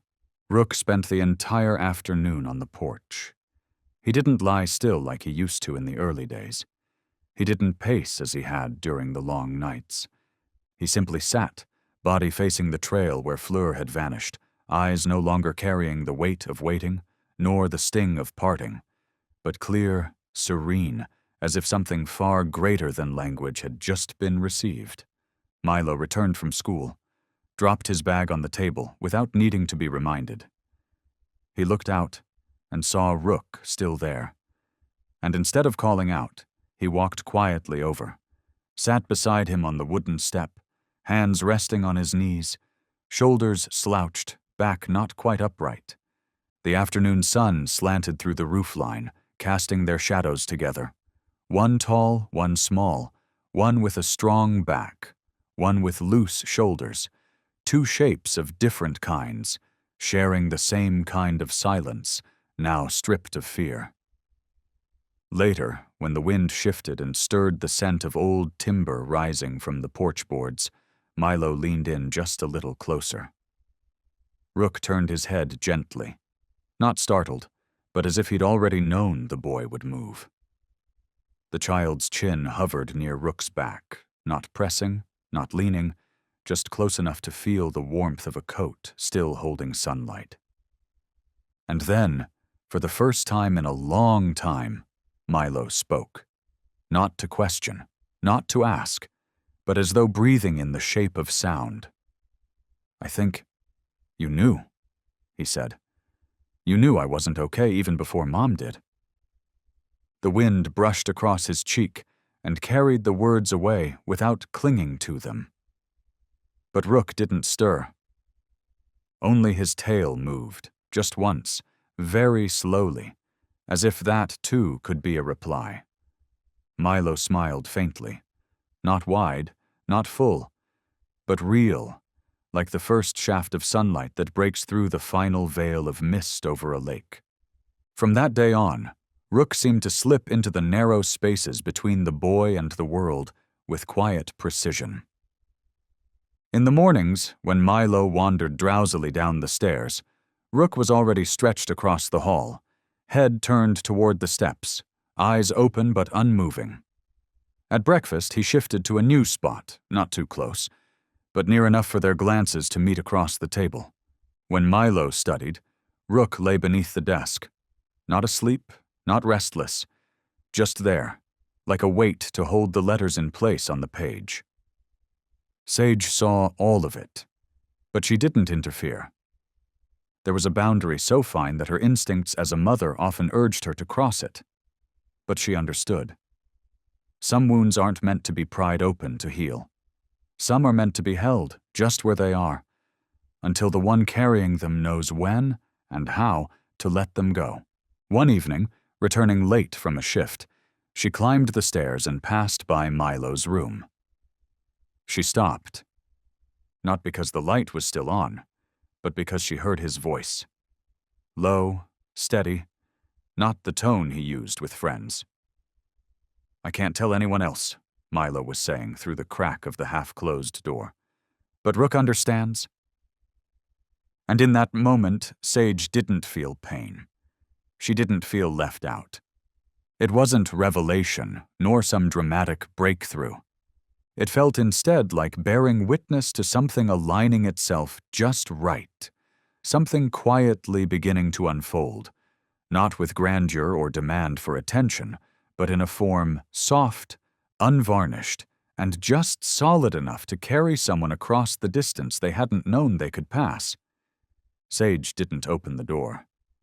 She simply stood there, fingers still wrapped around the key, her eyes resting on the pair of shoes Rook had placed neatly at the landing of the stairs.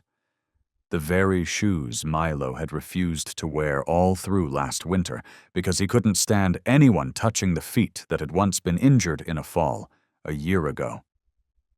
Now they were lined up, clean, ready. The next morning, when she stepped out onto the porch, Rook was already lying there. Milo sat beside him, holding a small notebook, drawing. Not flowers, not houses, but a winding road, a faint curve, with two shadowed figures moving side by side, one small, one larger. The drawing was simple, spare, just a pale path cutting across a field of white. No trees, no signs, no numbers. But the look in the boy's eyes when he glanced up and handed her the notebook told Sage everything. This wasn't a picture of a road home. It was a picture of a way through, a path once walked, once lost, once feared, now being redrawn through the quiet presence of the creature sitting beside him, asking nothing, demanding no belief, just there, like a long, steady breath that didn't need to be noticed to be trusted. The idea didn't come from wanting to help. It came from a single, passing sentence in the staff bulletin that morning. "Fourth therapy session for the attachment disordered group will take place today at Carrowfield Psychological Recovery Center." No one asked her to bring Rook. She didn't request permission. She simply started the car, opened the rear door, and Rook stepped in, without being called. The orange tag hanging from her windshield still read, "Temporary volunteer." But no one checked it that day. She walked Rook in, down the long hallway lined with polished wooden floors, the air perfumed with floor wax and a distant trace of herbal tea from the corner room. The children were scattered, some seated, some drawing, one lying with her head resting against a plush reindeer as big as she was. All of them surrounded not by stillness enforced, but by the soft warmth of quiet that felt lived in, like a winter blanket washed clean and hung in sunlight. Rook moved slowly. No child flinched. The smallest girl, sitting in the corner, half her face hidden by curls, kept her gaze down, her hand tracing circles on a crumpled sheet of paper with a dull pencil. Rook didn't approach her. He picked a spot beside the wall, 3 steps away, and laid down. He didn't inch closer, didn't turn his head. And yet, not 3 minutes passed before the girl shifted. Not to touch, but to see. And then, so gently the air in the room seemed to shift with her, she moved. Crawled forward, slowly, no instruction, no prompting, and rested her head against Rook's side, as if she had done it 1,000 times before, in a world no one else had access to. One of the therapists made a note. No questions, just a light touch to the girl's wrist. She didn't flinch. A boy near the bookshelf stood up, thin frame, close-cropped hair, wearing a jacket too big for his shoulders. He circled toward them. Stopped, looked at Sage, then at Rook. "He's not scary," the boy said, voice steady. "He's like me." No one cried, but the room shifted, not heavier, but deeper, as if a second layer of air had settled in, thick enough to hold everyone exactly where they were. Then a voice, hesitant, low, asked the question that had lingered in silence. Was the dog specially trained? Sage turned and met the eyes of one of the care workers, a woman with the practiced caution of someone fluent in the language of unseen wounds. Sage shook her head, then answered, "Number he just chose to stay." The woman didn't seem surprised. She only nodded, slowly, not with professional judgment, but with the unspoken understanding shared by those who've learned that some things can't be taught. They can only be known. The session ended as the light outside turned to amber. The children left in quiet waves. One bowed slightly. One waved with the gentlest flick of fingers. They said nothing, but they didn't turn away. Rook was the last to exit. As he crossed the threshold, the fading sun washed across his ash-colored fur, catching on the edges of his ears, lighting them with faint glints like silver etched by time, as though memory itself had begun to write on him, line by line, in a language that never faded. And right then, as he reached the doorway, he stopped. Not looking back toward where he'd just been, but toward the hallway bending left, unlit, quiet, ending in a single half-open door. From within came a voice. Barely a whisper, not louder than wind, but it struck the heart not as sound, but as something more intimate. A sensation, a tap on the part of the soul that forgets how to respond until reminded. Sage moved as if to follow, but Rook stepped back, turned his head. Not to ask permission, but as if to ask, "May I go a little further?" She nodded, and he slipped through the door, its frame opening just enough to let him pass, without a sound, as though even the space itself understood the nature of a presence that harmed nothing it touched. More than 2 weeks later, a photo appeared, tacked gently to the center wall of the animal intake wing. The background was misted forest, the ground layered with soft, decaying leaves. In the heart of the frame, a young deer stood, head tilted, ears perked, its fur still bearing streaks of faint mud. And beside it was Rook, not shielding, not guarding, but walking alongside, just close enough that the light fell across them both in one continuous wash, as if the two creatures, once lost, were now held together in a moment that didn't just capture time, but felt as if it was still happening, quietly, right where you stood. Beneath the photograph, a single line of text. The Guardian. No date, no caption, no note about where or when it was taken. Because everything worth knowing was already there. Held in the way Rook looked out from the frame, then. And even now. In the backyard behind Sage's house, just beside the weeping willow where the grass had gently folded into the shape of a curled body, Rook lay resting, his head atop his front paws, eyes half closed. He wasn't asleep, but he wasn't alert either. He wasn't waiting for anyone to return, nor was he holding on to anyone who might leave. He was simply there, as if he had become part of the low sky, soft and steady, just enough to let a late afternoon turn completely still.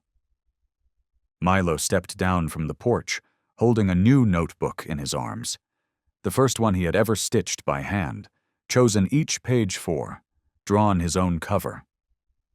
His pace slowed as he neared Rook. Then he sat beside him, setting the notebook down gently, his hand resting on the dog's neck. Rook didn't stir.